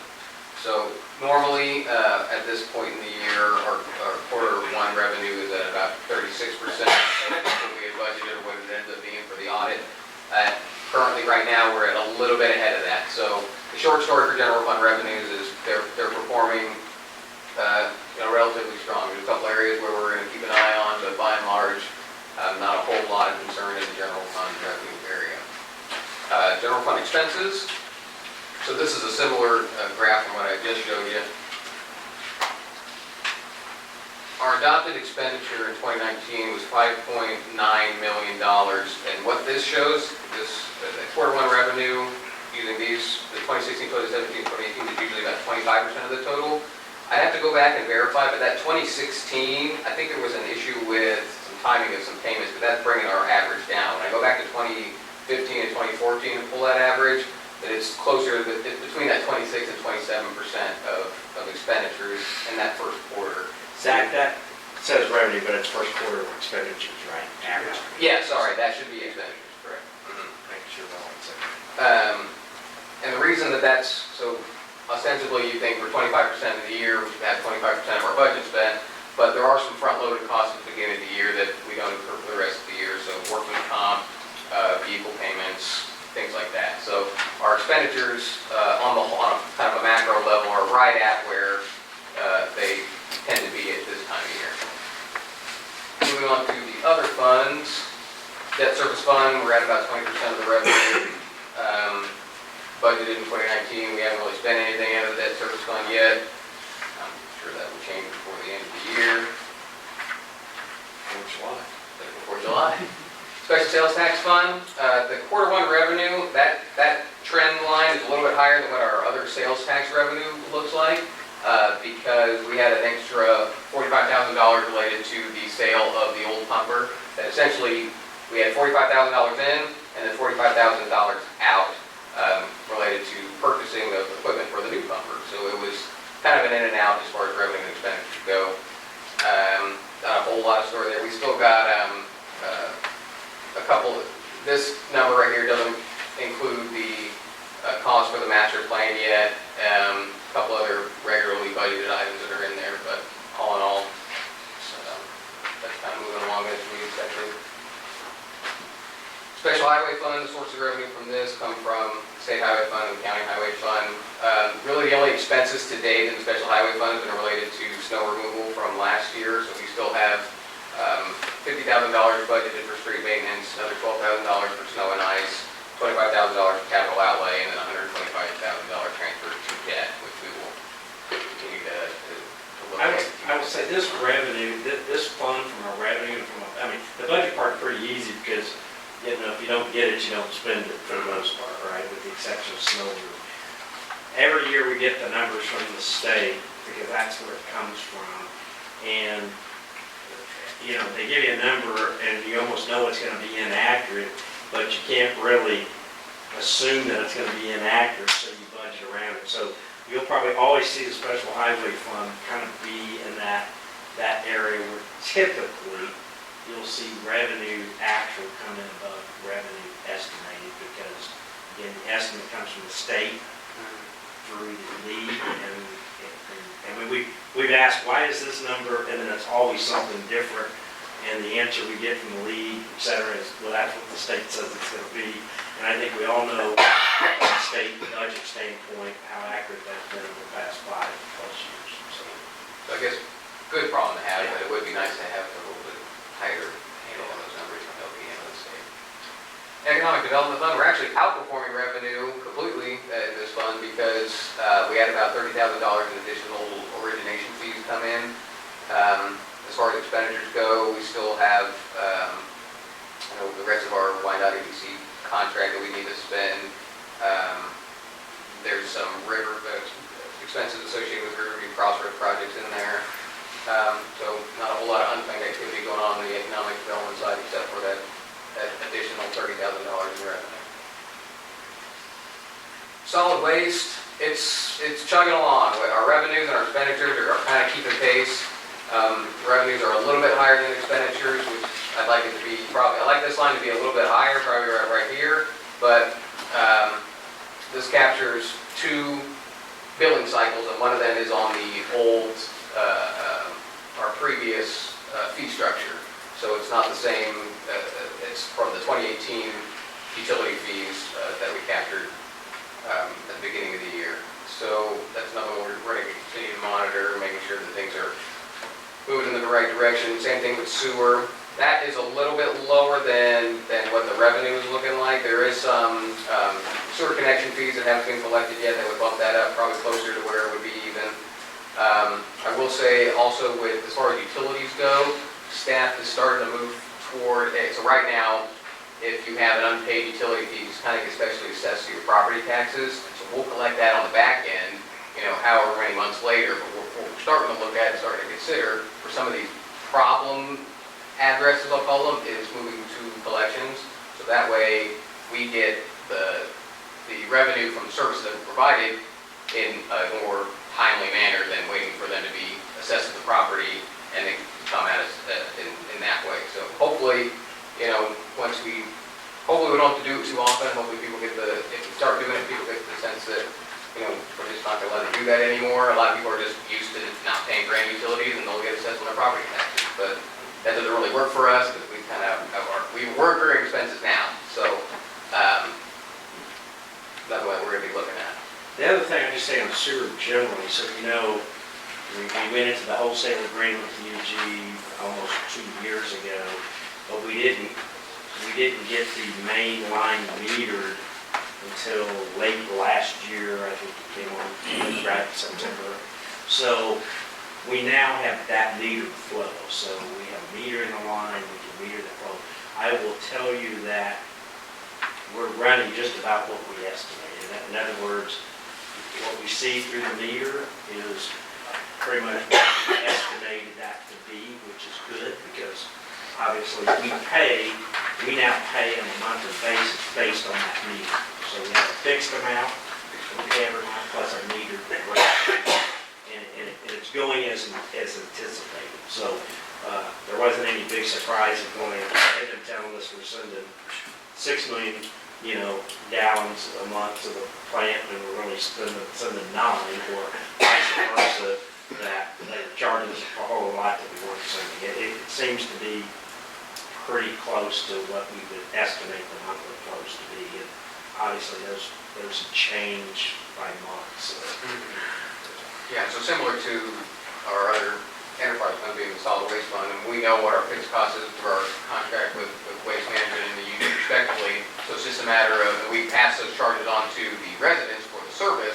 So it's just a matter of finding the best ways for the residents and for the staff to get the proper compensation for that so we can continue to pay those bills. So there's a lot of information. Probably the short story is everything's performing pretty much as expected. As far as the general fund goes, and the rest of the funds are relatively healthy. So this kind of sets the stage. We'll do another one of these as we the second quarter as part of the budget planning for 2020. If you've got any other specific questions now or later. Thank you, Zach. Mayor, on this item number 8, there is one we do not need to go into executive session.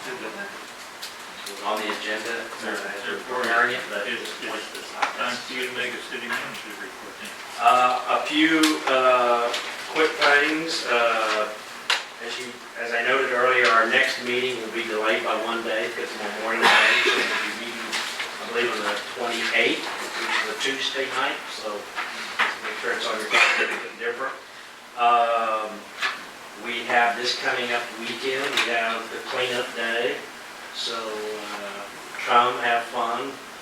We've added more containers, we've separated out, so we have the metal recycling, some things like that. We're still trying to work out a way maybe to either recycle mattresses or certainly separate mattresses from going in all the bins. So we'll change, we may stack the mattresses or have a bin dedicated, they take up so much room. But there is a couple of recycling companies, and whether if we can work something out with them. I mean, normally they have a $10 or $20 per mattress fee, so we're seeing if that's an option. We had the Saturday garage sales, which I think 20 some odd. I'll let Ms. Kayhart, you got a spearhead of that since you didn't want to speak to that. But we'll have a vehicle here to take people's items that maybe they don't want to throw in the trash, they'd like to donate to local charities, so that'll be here. And then I would note at June 10th, we will have the official audit for the council, so you can get the audit report. It'll probably be a pretty busy meeting just as it's stacking up right now. Other than that, I don't have anything else, Mayor, unless there's questions, and I'll try to answer them. Jack, have you got anything you can do? Just, I have some pictures just to show, I mean, we're kind of in spring cleaning mode for the city. We had about, I want to say 38 addresses who actually signed up through the city hall to sign up their addresses for the citywide garage sales, and probably more than that did not sign up. I know Williamson Park had their sales, I know Mobile Home Park had their sales, so that was, I think by and large, everybody seems to really enjoy that. So I think that's definitely something that we're going to be incorporating as we go on, and maybe to Councilmember Snipes, I think, had the idea last week to have set up some kind of swap shop over at the community center, so people really enjoyed it, and it's something I think we should probably look at continuing. And on that note, something we also should think about considering is the Stony Point Cemetery cleanup. I think was, we had about 15 people strong at our the highest volunteer and staff that we have there, and we got a lot done that day. It looks considerably better when we started on the 25th when we ended up, and we've reached out to all the volunteers and given them kudos, but it looks good. The next steps for that are going to be kind of working with the church, the Episcopal Church, on securing access, figuring out all that. There are some lingering questions about the name of it, so that'll be kind of the cemetery board's project as we get into the summer, and hopefully in the fall do another cleanup and maybe some kind of dedication of the site. But as Mike said, citywide cleanup this Saturday, so we're keeping on. Thank you, Dave. Chief Medina. Nothing of major note, we have two of our newest hires are finally finishing every bit of 14 weeks of field training. We were crossing our fingers that they would be selected to go to the June Academy. We don't have a final word on that at this point, but that's coming up fairly soon. So we were at one point in the top 8 of the waiting list. We've been moved down to 9 and 12 because of other agencies who are before us getting more slots in there. So we're probably looking at August at this point. We have one vacancy that we're still recruiting for. We have had a number of candidates, but just not the right one at this point.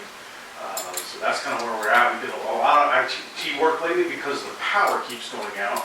And it's just today we finally received a backup battery system. That power outage just ruined our other one. That was about 4.5, 5 years old. So I was replacing that for the last couple of hours before the meeting. And it seems everything recovered finally as it should, because every power outage, there was one piece of our equipment that wasn't coming up citywide. So everybody was having difficulty. But I've spent a lot of time dealing with that. And we're continuing our training, wrapping up our training. We just did our firearms training and finish up our year in June. That everyone has to have 40 hours to continue your law enforcement certification. And it starts over in July. So we do the state year, if you will. So we're finishing that up, and just everybody's moving along. And we continue the old cliche of being busy. So thank you, Chief. Chief Whitten. Back to what Zach talked about, there's 2 brush piles that they created from the Stony Brook cleanup. Unfortunately, it quits raining. Yeah. and gets compacted, we're gonna burn it off.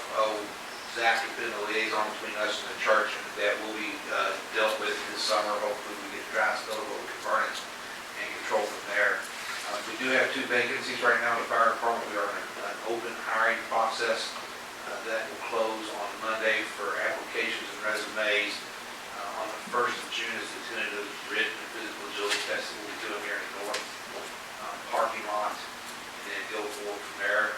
We're going to create a list off of this hiring aspect, so we have future vacancies they've already tested. There'll also be, we did open this to internal and external candidates, so we did post about 4 different places. We've got about 6 or 7 candidates from the metro on top of one internally. Saturday, the crew will be out here to help. They've got saws, they've got whatever else we need to break down, but I have to test firefighter candidates at Johnson County Community College Saturday. So, get us in the cleanup, but like I said, the acting captain on A shift will be here, they will have all their stuff. So if we have to cut some items down, make it smaller, they'll be out here to work, so. I think that happened last year. No, I was out here last year. Okay. Yep, this is the first year I've missed it. Thank you, Steve. Tammy, good work. Yes, I do have a few items, especially since you read a nice proclamation. I thought I'd give you a little bit more data about some public works items that we wrapped up. Starting with winter, as we all know, that was all in winter. And I just finished our April report in which I recapped all of our snow removal activities. So our snow removal operations, from 11/18 of last year to March 3rd, we actually responded to 17 ice and snow events with public works. For a direct cost of about $32,000 roundabout. That's for material, salary, fuel costs. It does not include any equipment costs. Public Works man hours, just to respond in the trucks, we have 519 hours of snow removal drivers. And I just want to reiterate, we have 2 full-time snow removal operators. So it was a really long winter for everybody. And we used about 527 hours of Public Works equipment. So also, with that, we rolled right into pothole patching. We've done more pothole patching this year, obviously, than we've done the previous years due to the long winter. Just in this month alone, we pothole patched 5 days and put down 10 tons of asphalt. In March, we did the exact same things. We're about 22 tons of asphalt already down by the end of April.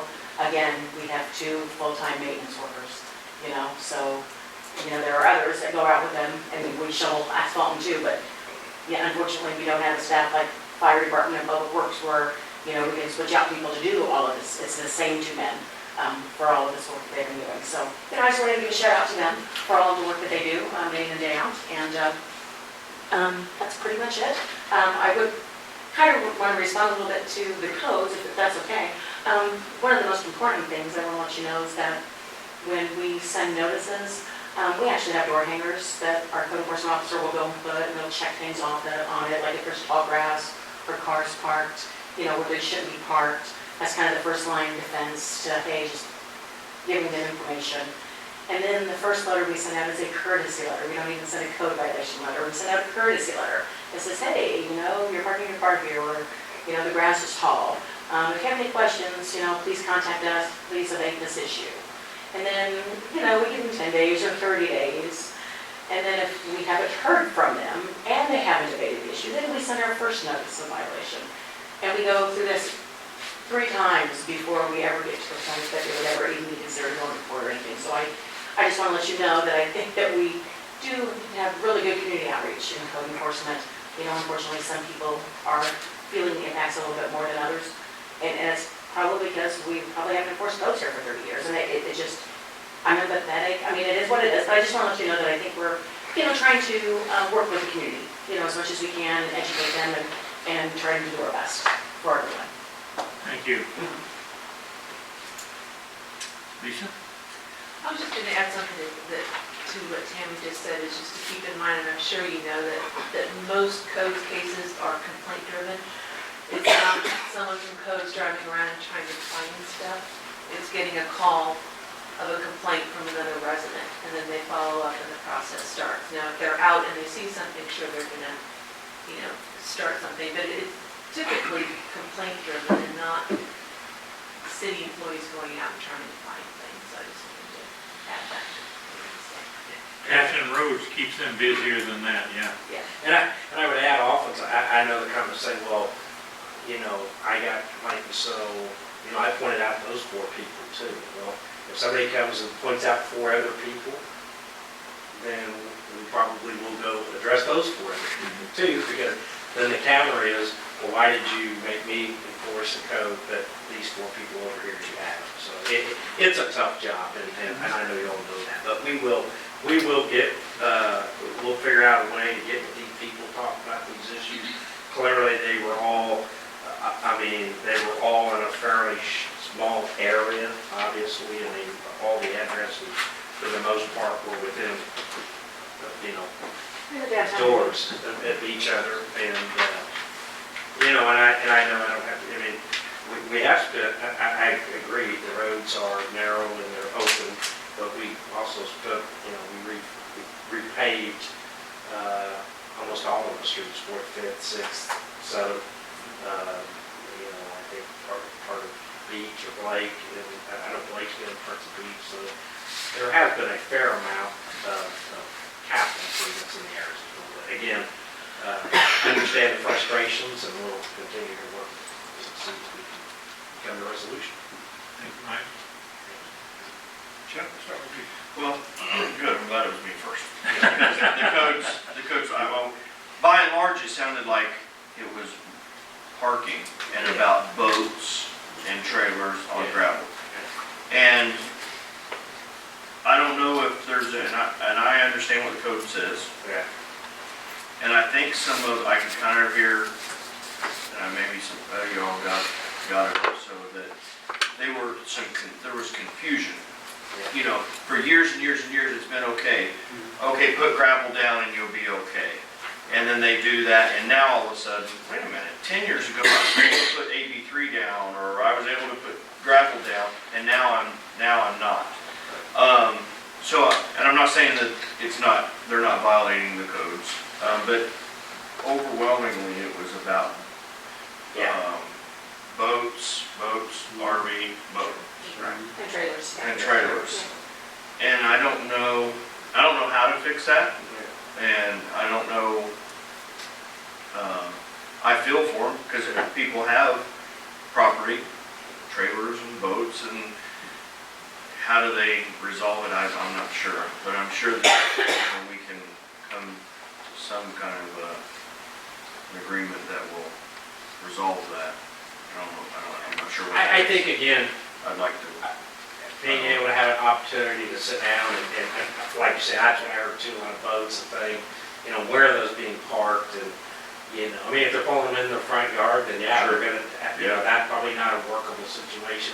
Whether they had an old driveway that was gravel and then they gravel, I don't know all the particulars, but I heard the same thing, it's mainly accessory vehicles, and I will say that often is a challenge there. Right. And not just in that neighborhood, I mean, we've had them, people park them in the driveways, and then they'll park them beside their house, and, you know, they pull it beside the house, and so it is more difficult in an area like that, where you have small lots, Yep. you know, narrow streets, and you can't keep them on the streets, and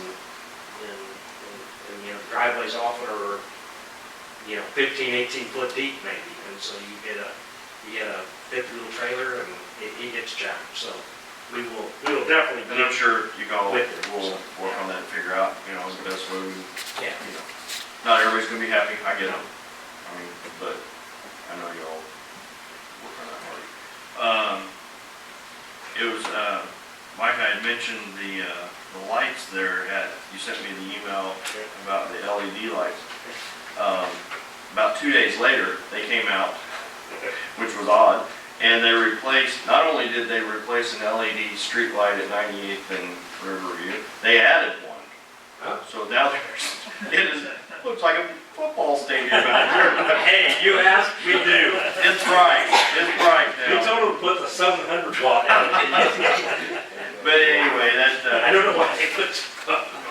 I don't know, but they did. Well, maybe they expect one of them to fail. That's a back, I don't know. where are we at on the other house? Not the house that we talked about tonight, but the other house. 1516. On 1516 South.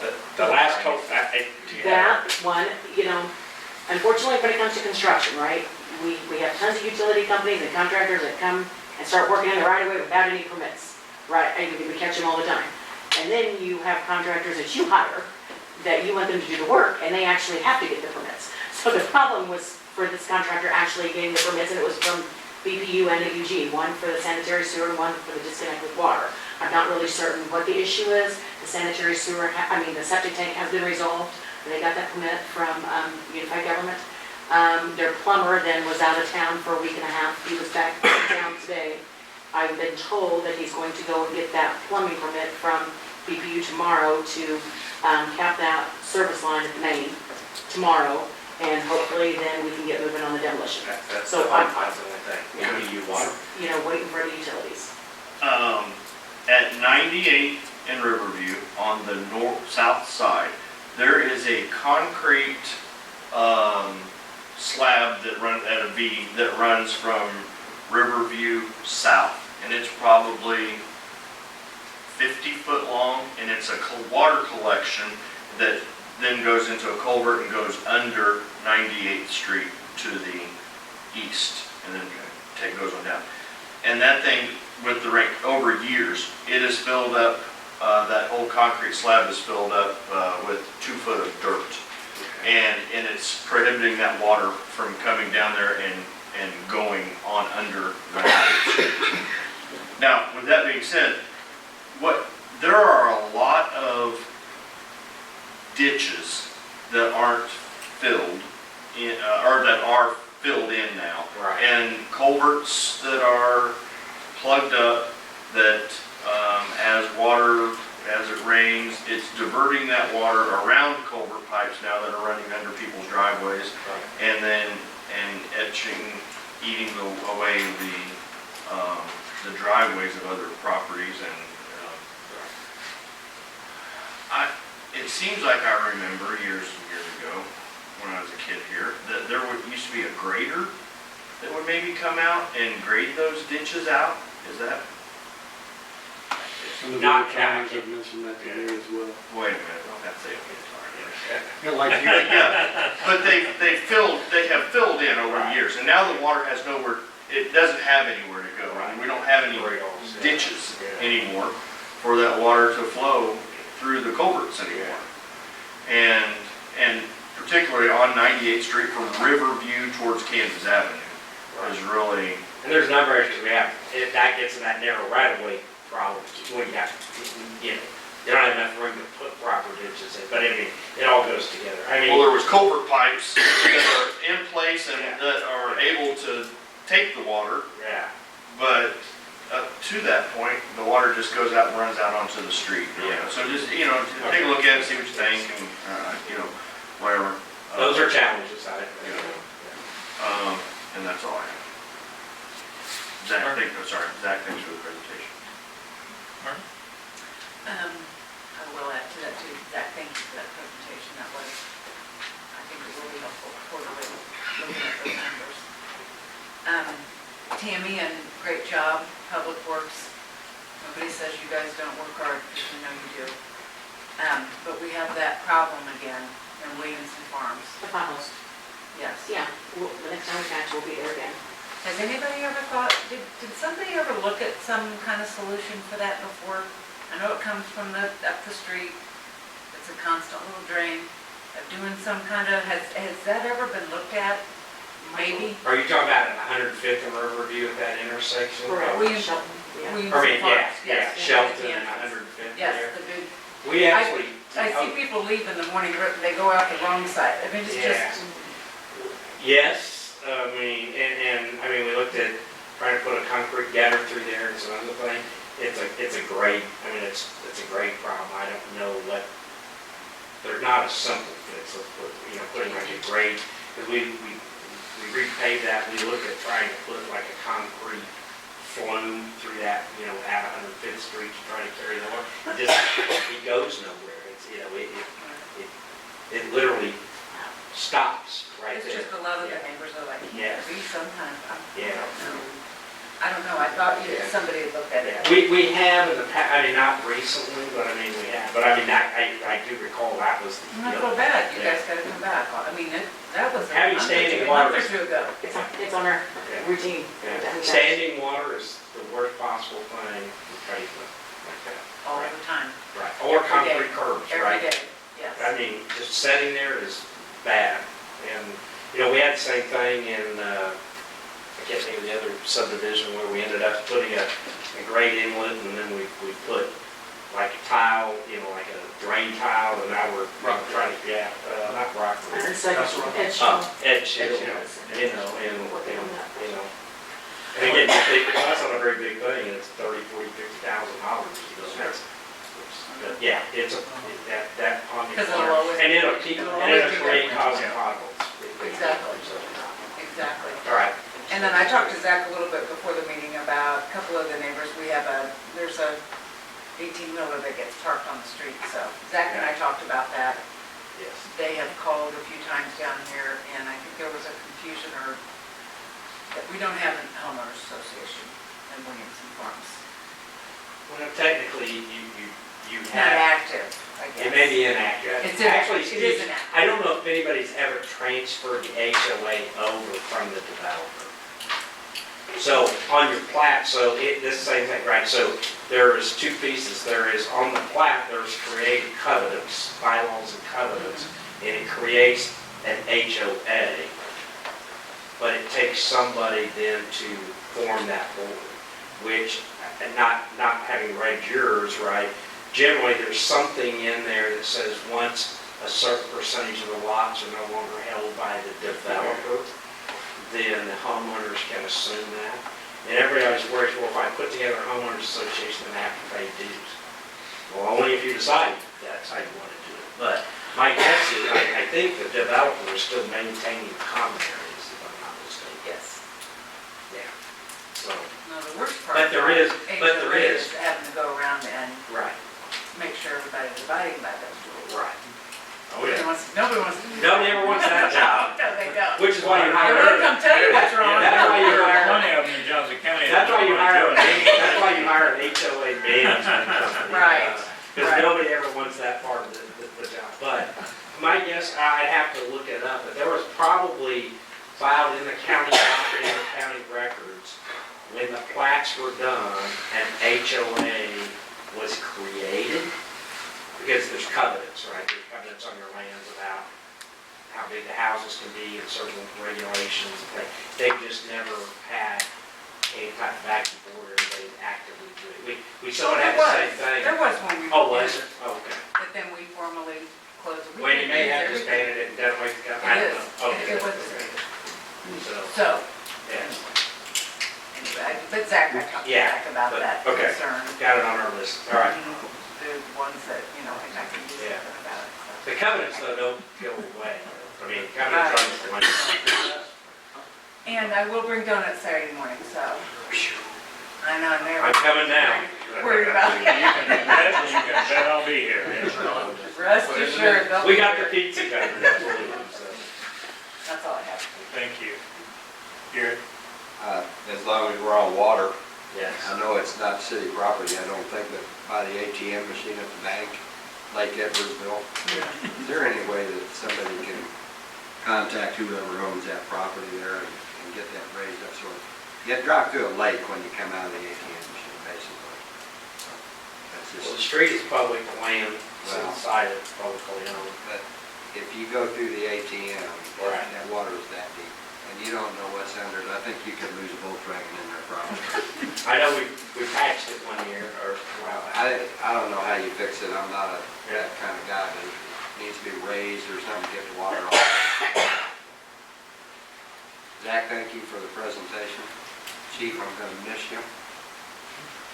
Won't have anybody to handle the snakes that come out of the trash. Oh, all mattresses, we were gonna Some send that. mattresses that I'm gonna handle, that's where the. Just Good, your staff will be there ready and handy. And snake handling is easy, just make sure you grab it behind the head, and make sure you don't stick your fingers in his mouth. That's what you're there for. Jeff Short was our snake handler last year, as I recall. Don't bring in a snake. We sent the photos to Mr. Sid Mitchell because he loves snakes. He was alongside me, except he got to wear a gun and I did.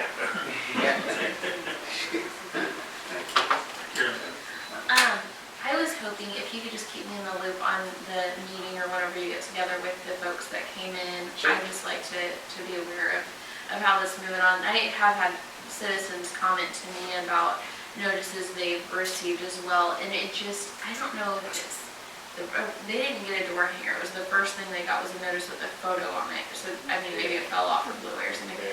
But I don't even know if maybe the verbiage we could look at that and see if they know, hey, because generally, when Tammy or Claudia have spoken with me, they seem really open to, as long as they're working with us, you know, and these guys didn't seem to get that vibe at all, you know. Normally, I think it says courtesy letter at the very top. Right, so as long as they give a call and show they're trying to work, then usually I feel like they get a good response. When I've asked people, did you call, they're so offended, they're like, no, I'm not gonna do that. And I'm like, okay, well, you know, and so I don't know if maybe we can just try to communicate that, hey, we want to work with you.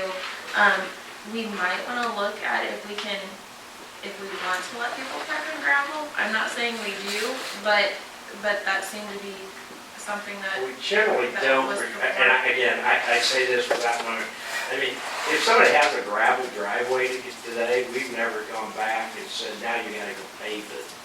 Now, if somebody goes in and builds a new driveway and they put gravel down, then yeah, we go and say, look, you put the new driveway in, there's no driveway permit. You know, it wasn't here 3 months ago and now it's here. Then yeah, we're gonna tell them, hey, the code is X, but. And that was my I don't know these. of our code. If it's new, it's got to be the concrete or asphalt. But it Actually, seemed that's from what like they were saying. 1988 or something. I mean, Right. how But it long was seemed like what they were enforced? saying, that they had gravel all along, and all of a sudden it was an issue. So I don't know if there's just communication. Well, I think Anyway. I've talked with a couple of those folks before, and I think some of it, and they brought it up, some of it is an old gravel driveway that has been grown over. So there is a gravel driveway there, but when our code enforcement officer is taking a picture from the street, I mean, Don't see any gravel. it looks like grass, yeah. Okay. So some of it might just be, you know, treating that grass so we know you have a gravel driveway there. But So it's communication, really. If they just call, it's communication. And like I said, I feel like if they make the call, that We've been in they'll be contact received with, we've been in both. contact with almost everyone that was here tonight. Okay. They've been going on for 3 years. They take their boat, they move their boat someplace else, and then it's good, and then 2 months later, the boat comes back, and they park where it's not supposed to again, so we send them another violation, and then next summer, it comes and it becomes the same thing. It's unfortunate, something we can all discuss later, and hopefully figure out. So it's more of a frequent flyer issue. Okay, we'll move on.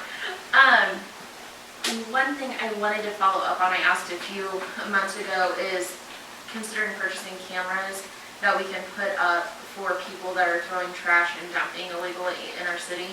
I think that we're gonna find that a lot of times it's the same people doing these things over and over again. Joe and I went and picked up trash from, just up and down Riverview, basically, from 110th Street, and filled 3 huge contractor bags. And then again, we're finding it's the same trash, basically over and over. It's the same guy throwing his beer can out on the way home. And it's probably the same people dumping stuff under the bridges. And so I know some efforts have been made in other close communities and using those cameras, and they're catching people and they're prosecuting them. And so it's really going on my side. Just wonder if we could get some bids on that or find out how much those would cost. Specifically, something we can move around to target locations would be really great. And the next thing, and not to be too much on trash, but one thing that had come up is we had these huge bags of trash. They wouldn't fit in our trash cans. We're like, what are we going to do with all this trash now?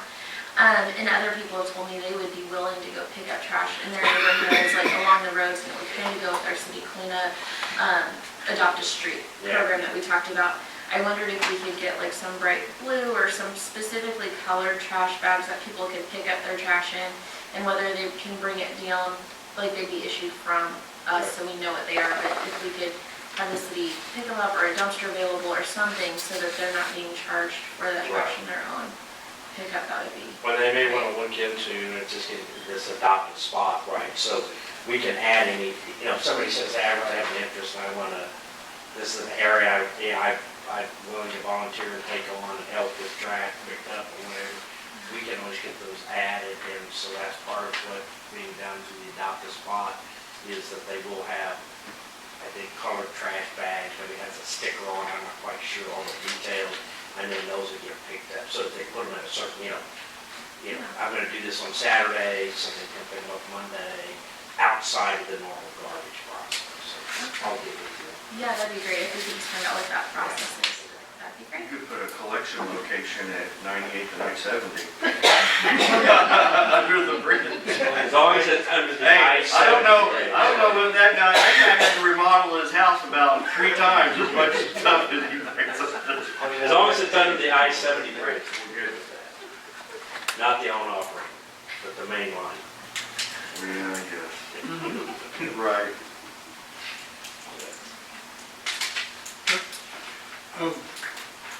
In regards to the code violations, is there any possibility or any thoughts about maybe grandfathering some of these? And they're talking about, like if they have a gravel drive and then they want to park their boat beside the house, we're requiring them to put in a concrete pad. Is there, like if they have an existing gravel, because some of these, like they said, some of these people lived here a long time, they've been pretty lax for 75% of their existence in Edwardsville, and all of a sudden, we start requiring things of them that actually may have been told that they were just fine in the past by a city official. I would also like to point out that a lot of these originated from 2 to 3 years ago from the gentleman who constantly submits dozens and dozens of code complaints downtown. So one direction we're given is to enforce the ones that he brings to us, and that's what we've done, and now you've heard from the people that we're enforcing it on. Did you see what I'm saying? It's a hard issue, but Yeah, I mean, it's. I really, We can look at the standards. I mean, the standards can be with, and again, the same standard may not work. That's one always the challenge. When you take a house in this area. Right. And then you go take a house that's in the center part of the city that sits on 10 acres. And sometimes it's just, or you take a new probably if you went into Williamson's farm and somebody put gravel out beside the driveway, parked the boat on it, likely it's less acceptable, but maybe it is more acceptable. So I don't know the answer, but we can certainly look at, how do we want to, and then, it's supposed to be, is it parked in front of the house, is it parked beside the house, so. Yeah, it's a lot of Somewhere they park it variables. out, even in the neighborhood, they'll park it out on the street, we'll say, yeah, and then they'll ultimately have it parked, they'll put a gate in, park it behind their fence, and we're not gonna go climb up on their 6-foot fence and go look. Right, I mean, that's getting probably beyond where we should be at. yeah, well, I really appreciate you really going there to meet with them. But yeah, we'll meet, I think that's the And see first if we step. can, right? yeah, just find out what the real facts around the issue are, and then deal with it. And I think a little bit of grace is good, obviously, which was probably already extended, but they are taxpayers, and so they deserve our attention. Chief Mathies, have we ever met with the Kansas Patrol to determine if we can make some adjustments up on the race day entrances into our city? Well, what you saw this weekend is the adjustment when we met with them when they used to block the road. And about the time they were blocking the road, we were up there, assigned officers up there it's been some years ago. And so they requested more help back then. And then they burglarized the city park. If you remember, they stole all the equipment and stuff because we were staffed otherwise. So that was the end of that. And so we spoke with the colonel and had them come up with a different plan. And that's why there are bodies really up on the bridge. And though they use some barricades, their intent is supposed to be, if they're going north during the ingress egress, you're only supposed to be able to go east if you're going north. So you're going to go east to KCK. That's what that looks like. Because they're trying to pull people out and they're trying to put people in. And what do they expect? I think the numbers were 40,000 cars, something just in that area. So that's the plan they came up with and has been in place 8 years-ish, somewhere in there, with just some simple modifications. Now, depending on, we did notice a few years ago that maybe a different commander, then they would block it, but we made a complaint to the right people. They said, well, you can't permanently block it, but you can direct traffic. Please direct traffic, because some of the time they get in and there's some open times in which you could have easily driven through there, but they have it blocked off. But the initial response was not to permanently block the road, to staff it more with KHP people and to direct traffic.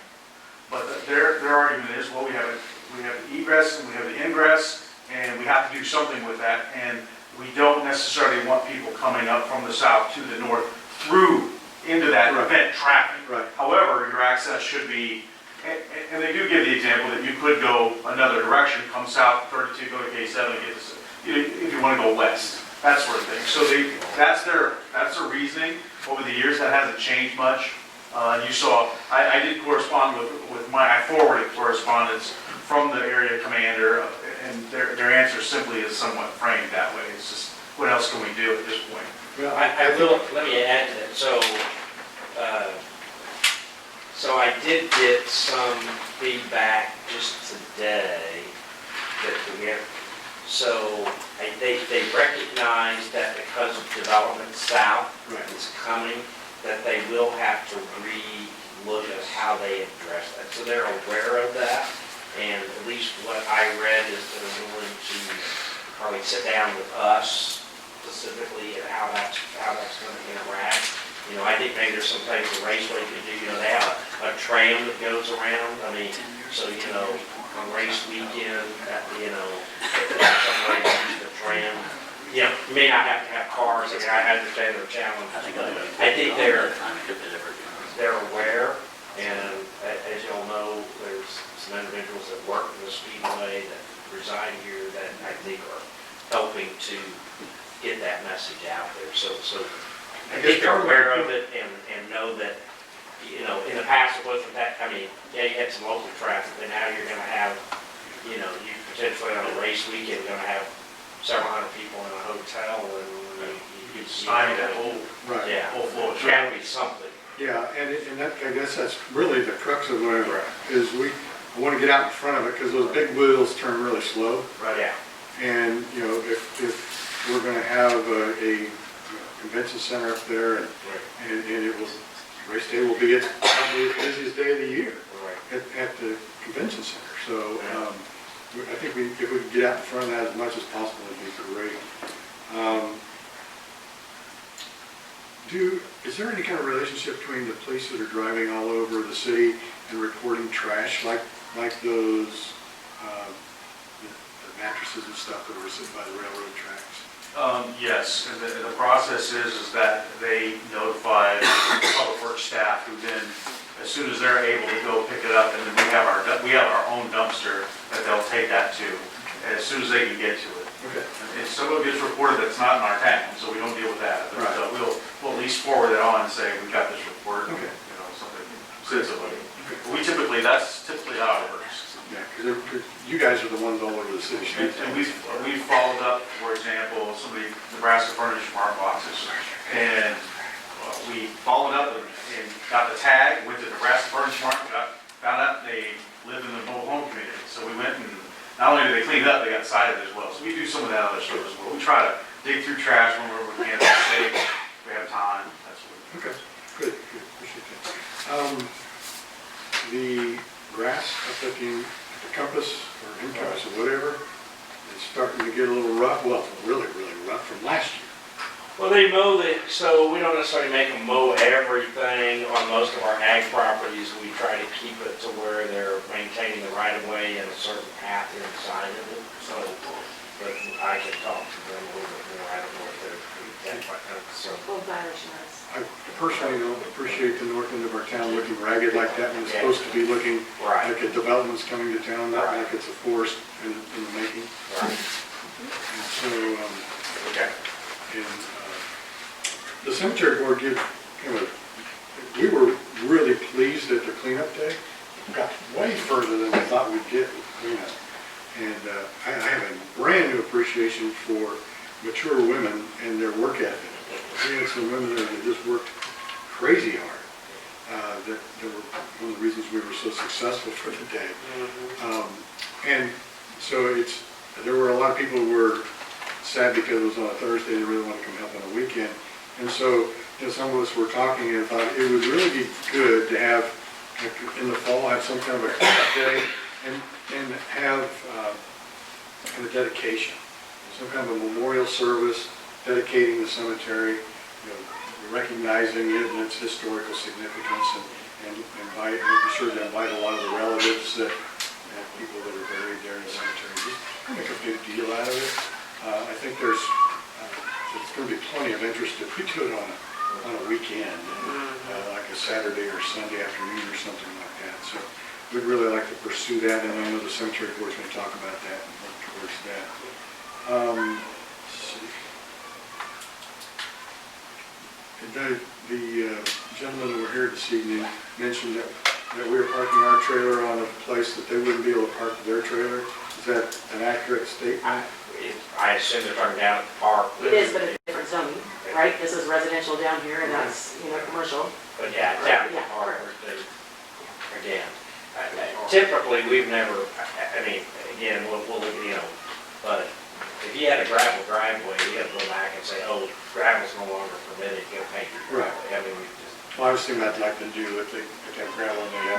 No, we haven't added anything or done new or anything like that. Yeah. As you know, even when we did our 38-acre site, we paved the first 75 feet with pavement. Right. Hot mix pavement, because that was our code, and that's what we did. Right. So, and we might just want to watch the optics. I understand that they don't understand that it's a different zone. They just see, look, the city's parking a freaking trailer on the gravel, I can't. And so we might want to watch the optics on some of that stuff. So, I think that's about it. I have nothing further to contribute other than thanking the staff and specifically Frank for the presentation tonight, because I know it's taken more than just one. And so we do appreciate it. And with that, see you tomorrow morning.